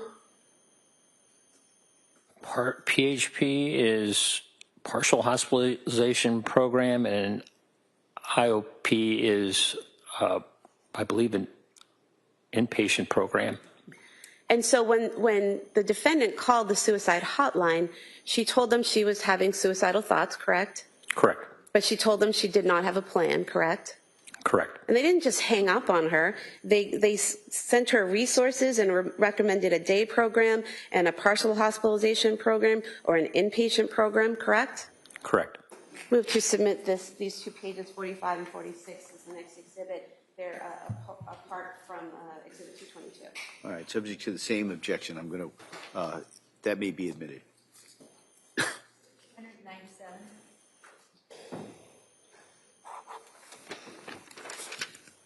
You were asked a lot of questions about hormone changes after pregnancy and if that can affect, and stopping breastfeeding, and if that could affect someone's mental health. Do you remember that? Yes. And you said something about the timing matters. Why does the timing matter? Well, after lactation and a postpartum period, and it may be the decision for a woman to stop lactation can occur at various times, not just during a circumscribed 1 month period. But stopping lactation causes a decrease in prolactin levels and an increase in estrogen and progesterone. And it really depends on when someone decides to stop breastfeeding. Those significant hormonal changes that are tied to breastfeeding or lactation. And so that's why timing, and the time is important to see at what point did breastfeeding stop, and at what point are we seeing symptoms. And doctor, with the defendant, the breastfeeding stopped sometime in October, is that correct? Yes. And then looking ahead to January 24th, 2023, would you still be expecting to see hormonal problems from stopping breastfeeding in October in January, that many months later? No. Now, you were asked about the statements Patrick made regarding his interaction with the defendant when he found her outside in the snow. And is it correct that he told you he found her and said, "What did you do?" And she said, "I tried to kill myself"? Yes. And did he then say, "Where are the kids?" And she said, "They are in the basement"? Yes. Did he then tell you that he then called 911?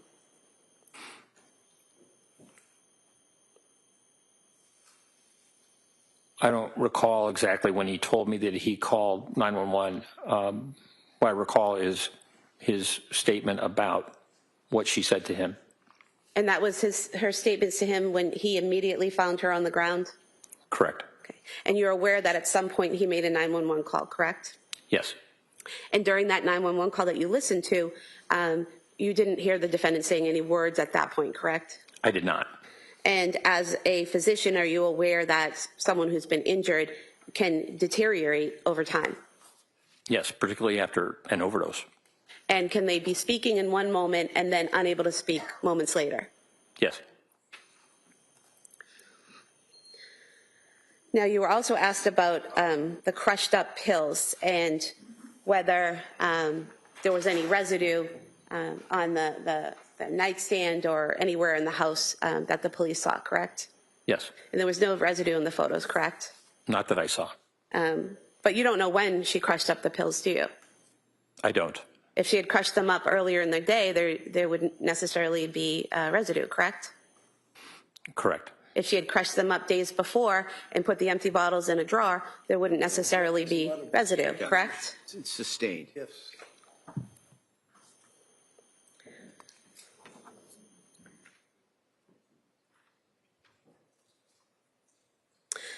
There were many texts between the defendant and her mother in January, correct? Yes. And from January 7th until January 22nd, when Ms. Clancy's mother and father visited her at her home, the text messages clearly indicated that they were in two separate locations, correct? Yes. And in those text messages, the defendant repeatedly told her mother that she was doing a little bit better, sleeping's a little bit better, correct? Yes.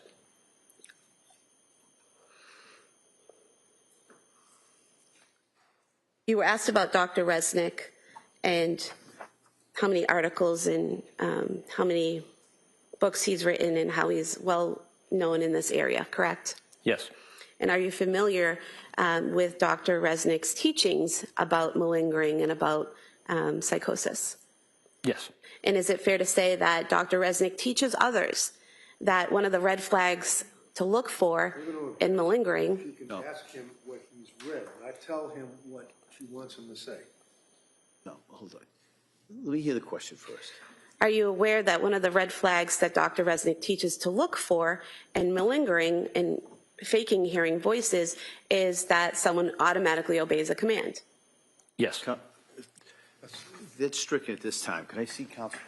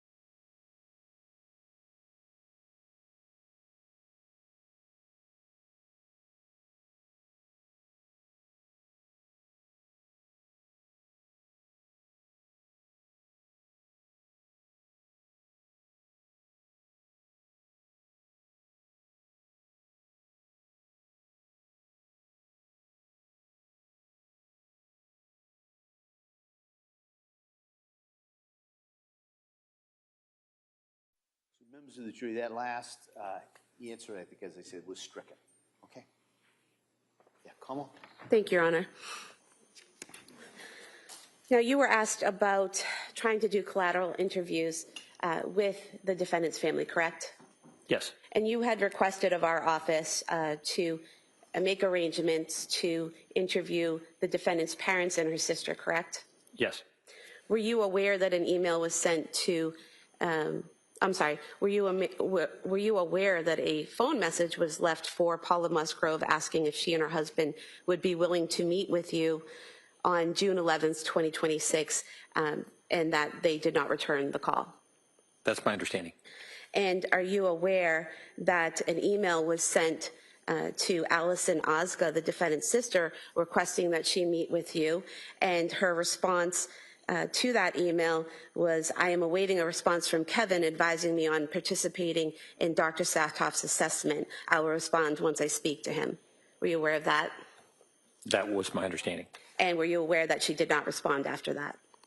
Correct. I have nothing further. Thank you. You weren't aware that Kevin was on a month-long federal trial during that period of time either, were you? That'd be me. Is that a question? Yeah. Can you repeat it? You could say, maybe get a little closer to the microphone. I had problems. Aware, sir, that during the time that Ozga, her sister, said she's waiting to hear from Kevin, and I'm the Kevin, that I was on trial on a month-long federal case out of my office. You didn't know that, did you? I did not know that. Did you ever think to call me directly or at my secretary, my office manager, to ask about me reaching out to these people? No. That's all I have, Judge. Thank you. Anything else? No. All right, thank you, Doctor. Let me Thank sit you. down. Thank you.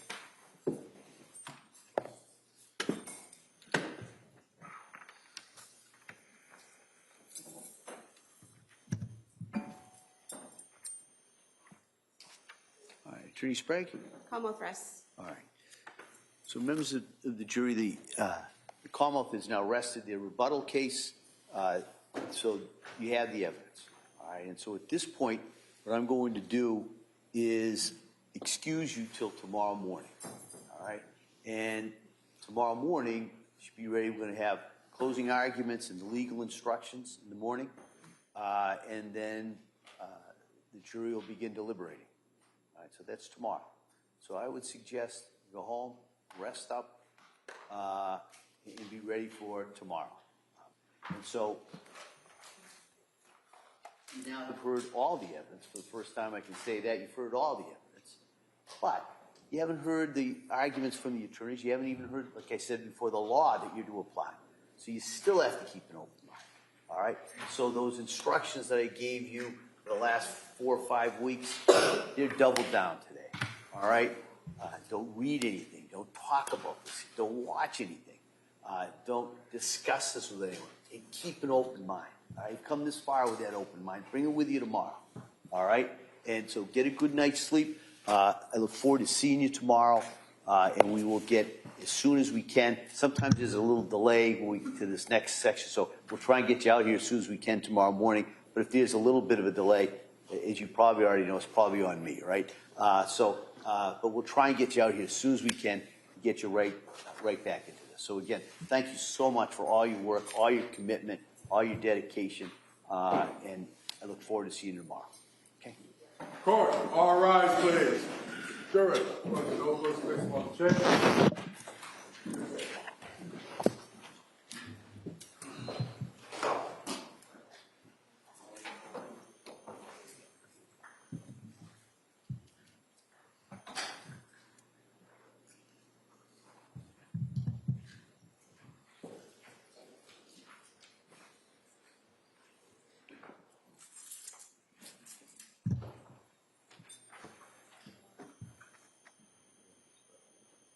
Jurors have exited the floor of this closing session. All right. What I thought we'd do is maybe I'll hear from the defendant in regards to any motions at this point. Then we can take a break, probably till about 2:30. Come back to the charge conference. Before you leave, I have that draft so you could to impose on your lunch hour. You could be looking at my instructions. With that, Mr. Reddington. Yes, Your Honor. I know it's not crafted by learned hand, but nevertheless, I did file a motion for required finding that I have to renew. So I'm renewing it and waive argument. Okay. We'd object to the motion. All right. All right. The motion at this point is denied. All right. And so we will be in recess till 2:30. And if counsel can just wait, and I'll get those copies. I should have brought them out with me. They're in my lobby. And then we'll be in recess. All right. All right. Thank you, everyone. Court, all rise.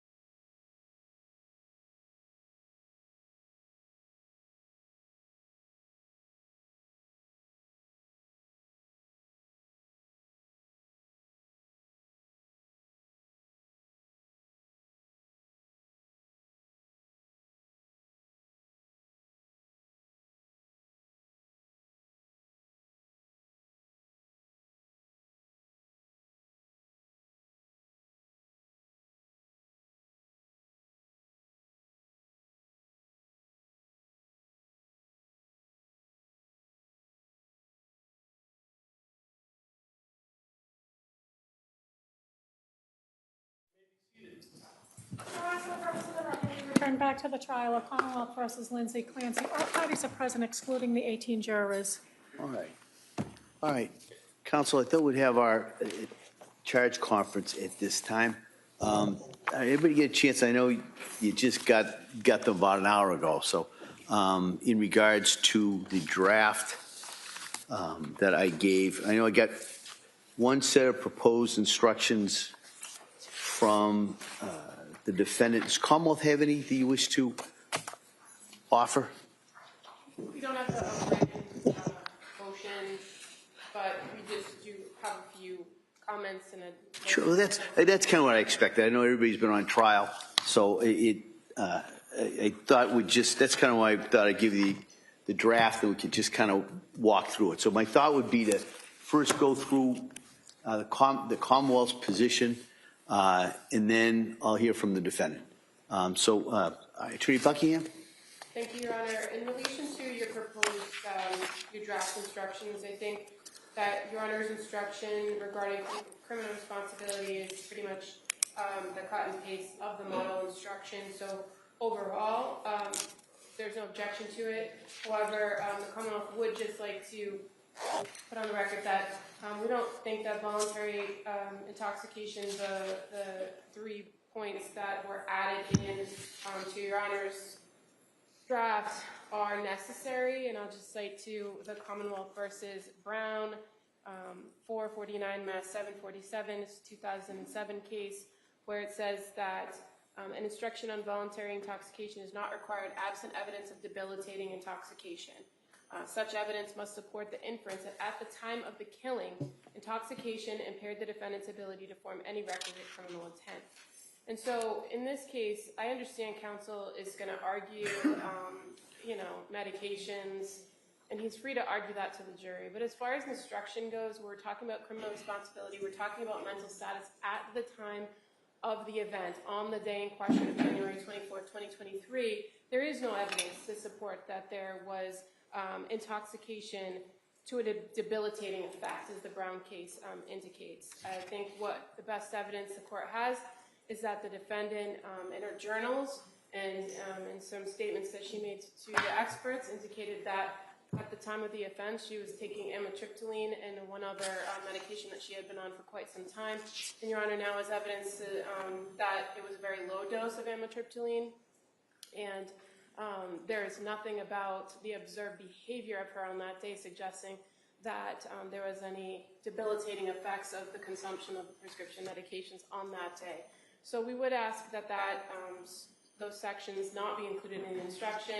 If Your Honor is inclined to include them in the instruction, we are asking that you add a qualifier into it's what's listed as paragraph 3, where it starts to talk about. Is that on page 3, kind of Roman numeral 3? Yes. Okay. All right. Yeah. It says the defendant who lost a substantial capacity I have just described involuntarily intoxicated by prescription drugs. We would just ask that you add on the day of the offense to, again, just be clear to the jury that we're talking about her consumption or the consumption of the medication on that day. I did notice a quick typo on page 4 under Roman numeral 4 in that first full paragraph where it's the consequences of a finding. It says in the maybe 5th line, it starts, if the court concludes the defendant is mentally ill and that her discharge would create a substantial likelihood of serious harm to himself. Oh, gotcha. It's just a pronoun. Right. Okay, no, I appreciate that. As far as the remaining charges, instructions on the charges of first degree with deliberate premeditation and extreme atrocity or cruelty, the Commonwealth has no objection to that. I would just note another typo on page 7. Your Honor lists out the Castillo factors. On the third factor, C and D appear to be on the same line, and there are just some numbers in there that I don't think make sense. This is the manner and degree and severity of the force used. Oh, I got you. Yep. And as far as the instruction on involuntary manslaughter, the Commonwealth would object to the involuntary manslaughter, and I would cite to the case of Commonwealth versus Garabedian, which is an older case, 399 Mass 304. It's from 1987, and it says that the defendant, in that case, the defendant argued that involuntary manslaughter was required because of evidence of involuntary chemical intoxication. That was a case where the guy was he sprayed chemicals on lawns, and he had an interaction with a homeowner and ended up getting into a physical altercation with her, strangling her, falling off a ledge, hitting her with a rock, and then strangling her with a shoelace. So in that particular case, the court held that an unlawful battery was quite likely to endanger life and hence could not be classified as involuntary manslaughter. So where it's a wanton and reckless conduct theory, I think that Garabedian is right on point to say that in situations like this, where we have the strangling of the individuals, of the babies, of the kids, unlawful battery is quite likely to endanger life, that it shouldn't be an instruction for involuntary manslaughter. So I'd rely on that case to argue that that is should not be included in the instructions. And there's one more point. Your Honor, at one point when we were arguing about particular pieces of evidence and duplicative evidence, Your Honor did indicate giving some sort of instruction about the jury shouldn't consider the fact that there might be duplicative evidence as giving any more weight or importance. And I know you do have a small line in that where it says in the what is evidence section about the strength or proof is not determined by the volume. But I do think, again, based on the particular way in which the evidence came in and how the parties chose to display the evidence, and the fact that we have text messages in several different forms that are presented, some of them full records, some of them condensed records, that some instruction to them that indicates that they're to give no more weight to any one than the other, even if it does appear duplicative in the record. I'd ask that something to that effect be added. I think it says that on page 11, because I do remember that request. If you look at under what is evidence, in this case, there may be certain documents or photographs that are entered multiple times. This does not mean that that evidence is any more or less important than any other evidence. So, so I put that in there, and I understand the request to maybe put that in a separate paragraph, but I have addressed it that way. I'll consider not whether I give it a separate paragraph. I do understand the request, but at least that's why I put that in there. All right. Anything else? Okay. All right. Mr. Reddington. Thank you.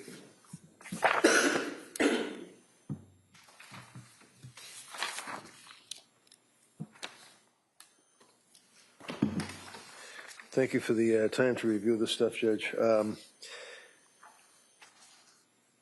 If I may, just going through your proposed instructions, Roman numeral 1, introduction is fine.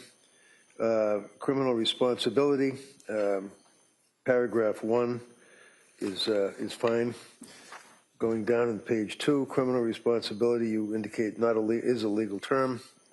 Not criminally responsible with a mental disease or defect, and then you make reference to lacking substantial capacity either to appreciate criminality or wrongfulness of the conduct or conform the conduct. That's fine.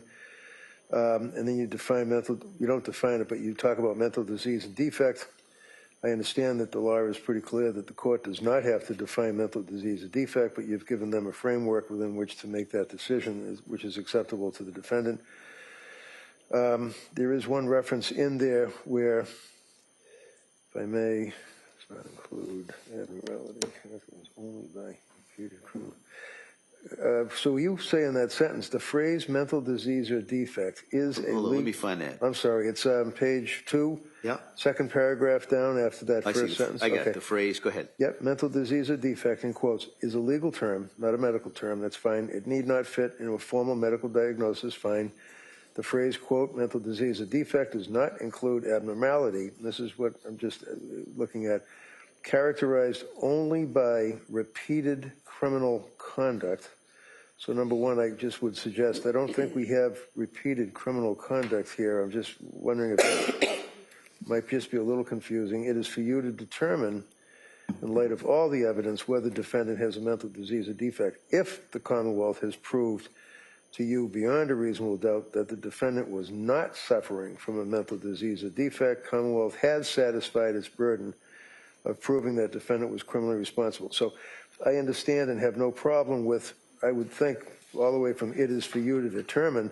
My only question is in reference to where you put in the phrase about mental disease or defect does not include an abnormality characterized only by repeated criminal conduct. I don't think that that's based on the evidence, so it might be hypothetical, but I just assume not have that in. Next paragraph, if the Commonwealth has not proved to you beyond a reasonable doubt the defendant was not suffering from a mental disease or defect, then you must consider whether, as a result of mental disease or defect, the defendant lacked substantial capacity either to appreciate or the wrongfulness of conduct or conform. That's a fair statement of the law. To establish that the defendant had substantial capacity to conform her conduct, the Commonwealth must prove beyond a reasonable doubt that any disease or defect that may have existed did not deprive defendant of her ability to behave as the law requires, that is, to obey the law. And then you do indicate that that would relate to the word appreciate, understand, more than merely to know. And then criminality, and then you do get into means the legal significance of conduct, and wrongfulness means the moral significance, which is fine. I would ask that on the next paragraph you add in before wrong in the second sentence, Commonwealth must prove that the defendant knew and understood that her conduct was illegal or it was, and I would ask that you put in there morally wrong in front of wrong. And then the rest of that paragraph is fine from my point of view. Last sentence, the court notes, defendant must have been able to realize in some meaningful way that her conduct was illegal or wrong. And again, I would just ask that you would insert the word morally wrong. That paragraph is fine. Roman numeral 2. A defendant's lack of criminal responsibility must be because of a mental disease or defect. That's fine, but then the court says all that you need to determine, and I just would ask respectfully that you delete the all that you need to determine. It seems to kind of, and I know that's in some of the instructions, but I think it kind of dilutes the gravity of the issue for the jury. It's almost minimizing the burden for the government, and it's unnecessary, so I would ask that that go out. And then you could say the jury has to determine the issue and then go into the rest of the instruction as you put it, rather than saying all you need to determine. Further in that paragraph, where defendant lacks substantial capacity to appreciate, again, that's appreciate the criminality or wrongfulness of her conduct or to conform her conduct to the law solely as, okay, voluntary intoxication. Believe it or not, after 5 weeks, I think we agree. I would ask that the court not instruct on voluntary intoxication. I appreciate the fact that looking at the model charge, and I know when Your Honor is using that as a guide, they do make reference to voluntary intoxication. I just don't see that there's any evidence here of voluntary intoxication that would trigger a pre-existing mental disease or defect. I don't see that there's any issue such as a lot of the cases, as you well know, when you're dealing with a defendant who's snorting cocaine or shooting fentanyl or smoking weed.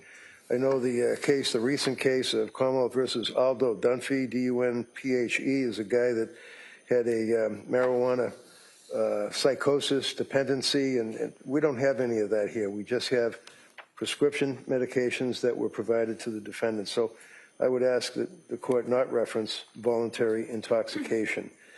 I would ask, going down to Roman numeral. So would you ask, so Roman numeral 2 on page 2, not give? Yes. And Commonwealth, that you would be in agreement with that? Yes, but I think like 2 also follows with Roman numeral 3. We haven't got to 3, so I want to make sure. But I just kind of want to make sure as I'm going through this, it's kind of dense. you know, as am I sometimes. Yeah, it is. So I just wanted to make sure. So Roman numeral 2, both parties are of the position not to give based on the evidence as it's developed. Correct. Okay. Yep, All right. thank you. I'll consider that. I'll strongly consider that. All right. And then, so that takes us to paragraph 3. In paragraph 3, if I'm not mistaken, I did skim it pretty quickly. I think it does also reference voluntary intoxication. Yeah.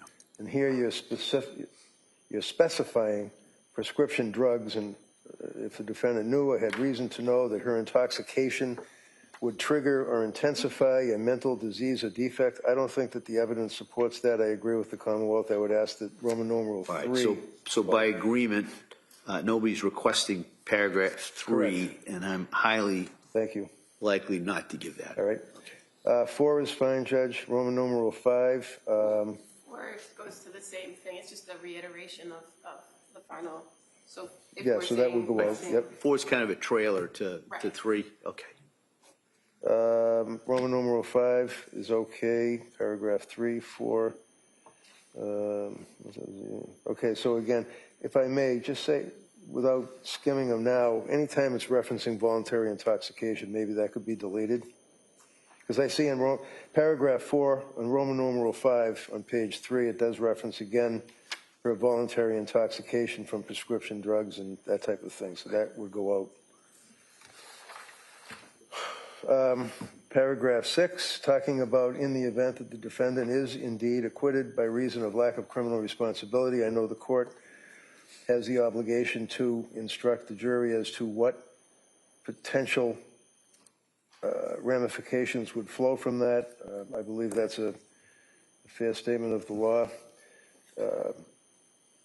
Instructions on murder in the first degree, deliberate premeditation, cruelty and atrocity, those are all fine. Second degree, that's fine. Involuntary manslaughter, I do think certainly the facts as presented and the evidence does justify the instruction as the court. Let me hear you. What's the argument in regards to the involuntary manslaughter?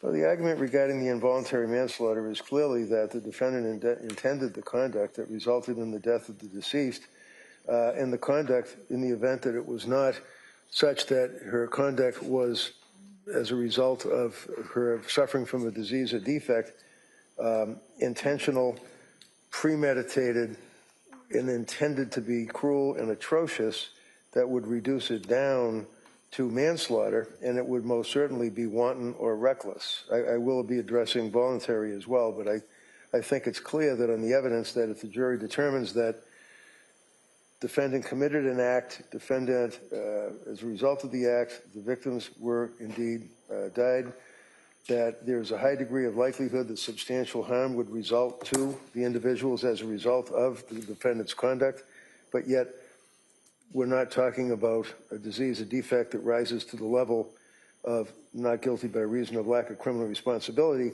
You would then revert to, or default, if you will, to the standard of wanton and reckless conduct. And we know that wanton and reckless conduct under the Lansky case, basically if a defendant does an intentional act that is not just negligent, it would have to rise to the criminal standard or the criminal level of being wanton or reckless. So I think that that would, in fact, justify an instruction on involuntary manslaughter. If you want, I can continue with the voluntary manslaughter that I would ask the court to instruct. And that would relate to the issue of diminished capacity. I know the court is very familiar with Commonwealth versus Gould. I believe it's 300 Mass 672. Supreme Court decision, Patterson versus New York, that talks about evidence of a defendant's emotional or intellectual or mental state of mind that does not rise to the level of lack of criminal responsibility, but it could certainly rise to the level of extreme emotional disturbance, that would be manslaughter, not murder, and that would be under and consistent with the United States Constitution as well as the Massachusetts Constitution, because in addition to Commonwealth versus Gould, we have case law, as I'm sure I know your Honor is aware, that talks about diminished capacity. It talks about mental disease or defect.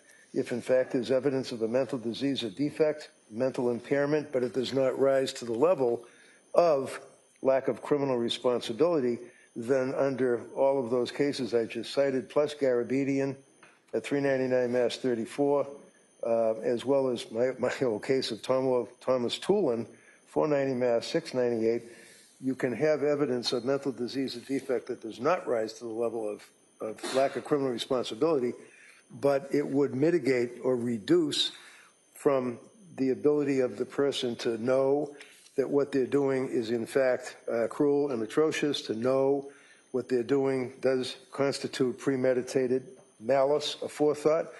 We all know what the concept of malice is. You get the three prongs of malice. There's no doubt that mens rea is important on the concept of malice. And if a jury says, well, look, the evidence is that she was going to these doctors, that she was getting prescribed medication, she was taking the medication, she was in a postpartum depression stage. I don't buy the postpartum psychosis, but I think that clearly she was over-medicated or had medications that she was involved with, plus her postpartum depression. That would then justify them to say it reduces her ability to think, to react, to know as it relates to malice, which under those cases I cited would reduce to voluntary manslaughter. So that would be voluntary manslaughter. The willful wanton conduct would be involuntary manslaughter. Reasonable doubt obviously is fine. All the rest of the instructions that you gave or that you would give are fine. I would ask that the court consider the prospect, and by way of considering involuntary intoxication, and I did cite a couple of cases, Commonwealth versus Wallace and Darsh, Piantadozzi, as it relates to evidence of involuntary intoxication. And that would apply if, in fact, there's no intentional ingestion of cocaine or some type of illicit drug, but in fact it's a prescription drug that she was ingesting consistent with the drug instructions, if you will. You know, the drug laboratories and the pharmaceutical companies, they market these products. They have, some of them have black box warnings on them. We've talked about that a little bit in this trial, talked about the age cutoff, but nevertheless, it's scary stuff. You're talking the selective serotonin uptake inhibitors, you're talking about tricyclics, you're talking about antipsychotics. So if in fact this young lady did not have a disease or a defect that rose to the level of lack of criminal responsibility, but as a result of the drugs that she was prescribed, not abusing, not mixing with illegal or illicit drugs, that would allow a jury to determine that it would be manslaughter based upon the involuntary intoxication. And finally,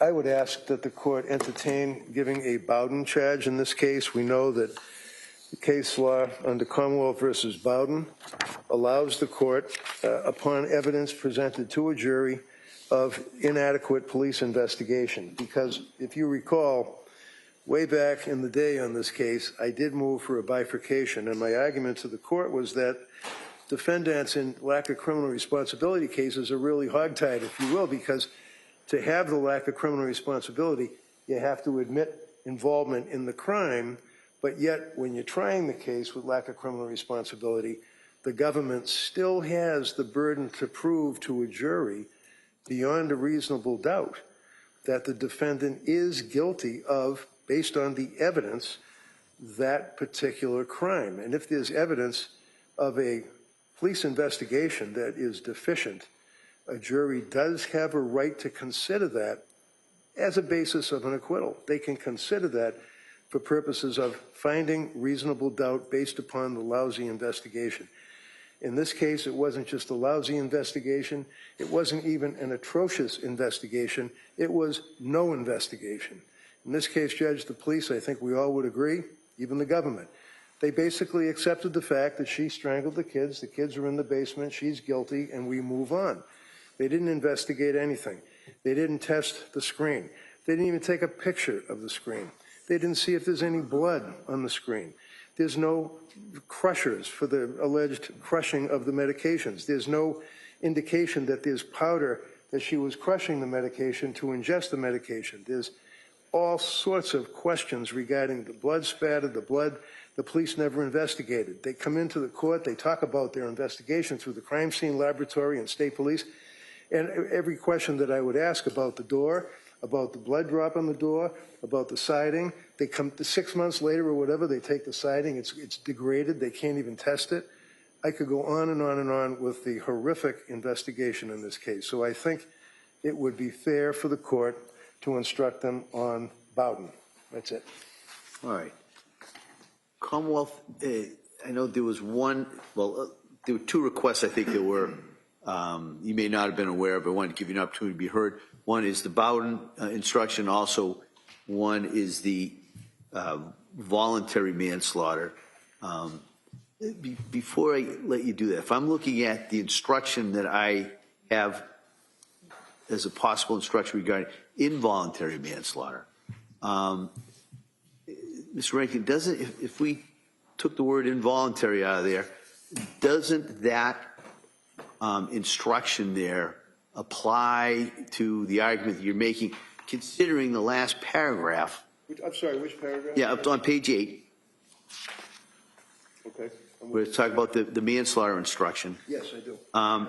It's in the last paragraph, it talks about the ability to consider evidence from either a mental impairment or consumption of the prescription drugs. No, I agree with that, Your Honor. If we were to fashion that, I think that instruction would So just one instruction. Voluntary, involuntary, it doesn't really matter. That's what I wanted. That's kind of what I was thinking, just to go. I agree with if that. I give it, it would just be one instruction, and I wouldn't name it either involuntary or voluntary. It would just be if I give that. Okay. All right. And I think Attorney Buckingham, I don't know if I know the Commonwealth objects to that anyway, so I'm not asking for the assent on that. But what about the Bowden instruction? So, Your Honor, we would object to the Bowden instruction. Again, counsel is free to argue whatever he wants about the police investigation in this case, but as far as failures of the investigation that have been identified in the course of the trial, I don't see if there is any. And everything that Attorney Reddington just said about what they didn't test, they didn't test the screen. Well, there's clear photographs of the screen and the condition of the screen, and that was very apparent. That was done on the day of the incident. It was documented. Witnesses testified about that. Witnesses gave statements about the window in and of itself. The blood on the outside of the house was observed. There's been adequate testimony about why it wasn't swabbed on that particular day, and there also has been adequate testimony about subsequent decisions to go back and get information or get the swabs from that area and what testing was done, and if there was testing done to identify that it was the defendant's blood that was on the outside. So I think that the evidence, the claims have been made, but the evidence shows that there has been an adequate police investigation. The only point of contention appears to be the drawer and the pill bottles, and there's been some claims made about things that were not done about those things. But again, I think there's been adequate testimony about why those things weren't flagged on that day of the incident. Police weren't aware of the fact that there was actually an ingestion of medications on that particular day. And when they did notify, or when they were aware, we had prescription bottles that were provided by Patrick Clancy, but those bottles in that drawer conveniently never got produced for testing or further analysis. So I think, again, he's free to argue it. I don't think it rises to the level of an instruction. And just to kind of as a side note on a comment about involuntary instruction, I don't think there is one. So I would ask that the court not consider that, because I don't think there is an actual instruction about it. Again, counsel is free to argue that in the form of intent, in the form of whether the Commonwealth has met its burden regarding criminal responsibility. But as far as I can find, there's no particular instruction on that. And if Your Honor were to provide an instruction, then according to the case law, if it's raised to that level, then we would have the burden of proving voluntary consumption, which would put all of that back into play that we've now just agreed. All right. Well, I am going to give a manslaughter instruction in line with basically what's on page 8. I am not going to give a Bowden instruction. The defendant is free to argue that any deficiencies that he feels that are in the investigation, certainly free to argue. I will not give the voluntary intoxication instructions in regards to the criminal responsibilities. So I'll have a better draft in the morning, but I just kind of wanted to let you know what the instructions are so that you can prepare your closing arguments. In speaking of those closings, how much time do you think you may need on that? I'm usually pretty quick. I would say half hour. I was thinking more of an hour. All right, I was thinking of all the testimony, all the exhibits. If the parties want an hour, you don't have to use it all. And like I said, I've seen all three of you try cases, so I know you'll be making progress. So if it gets to 1 hour and 1 minute, I'm not going to push the button. So just so we can kind of have some estimate. All right. Anything else we need to address, you think, before tomorrow? No, thank you. No. All right. Well, Counsel, again, thanks for all your efforts in regards to this. So I'll have a full copy of this first thing in the morning, and we'll do arguments in charge, hopefully as soon as we are ready tomorrow morning. There is one other minor matter that we've talked about. There is that police report, the security sergeant from the hospital, Brigham and Women's, that we're going to redact and just reduce to like a paragraph. She's the one that I summons, but she's on maternity leave. And we could introduce that, just that one paragraph. And we're missing one exhibit, which is the Infants Hospital in Rhode Island, but we're going to look and see if the government has it. We don't have it. I thought that, but we'll double check. I thought that defense had decided not to put in anything from that report because he was going to provide a proposed stipulation for that portions of that report, and then he didn't. So I didn't think that, and then we both rested, and then I rested again. So I didn't think that was coming in, but I'm happy to look over what defense is wants to stipulate to. All right. So why don't we do that? If there's a need to technically reopen the case so that the parties could put in what they thought they put in, if it's by agreement, if it's just in regards to some of those records, I think we could do that. Okay. So anything else? No. Oh, about redactions, that was the other thing. Was it just that one report, a couple reports we're going to have to deal with? I believe that everything that required redaction has been redacted. All right. I think so. Yeah, I'm not aware of anything we have. All right. I'm just asking. All right. All right. So thank you very much. We'll see everybody tomorrow morning. All right. Thank you. Court, all rise.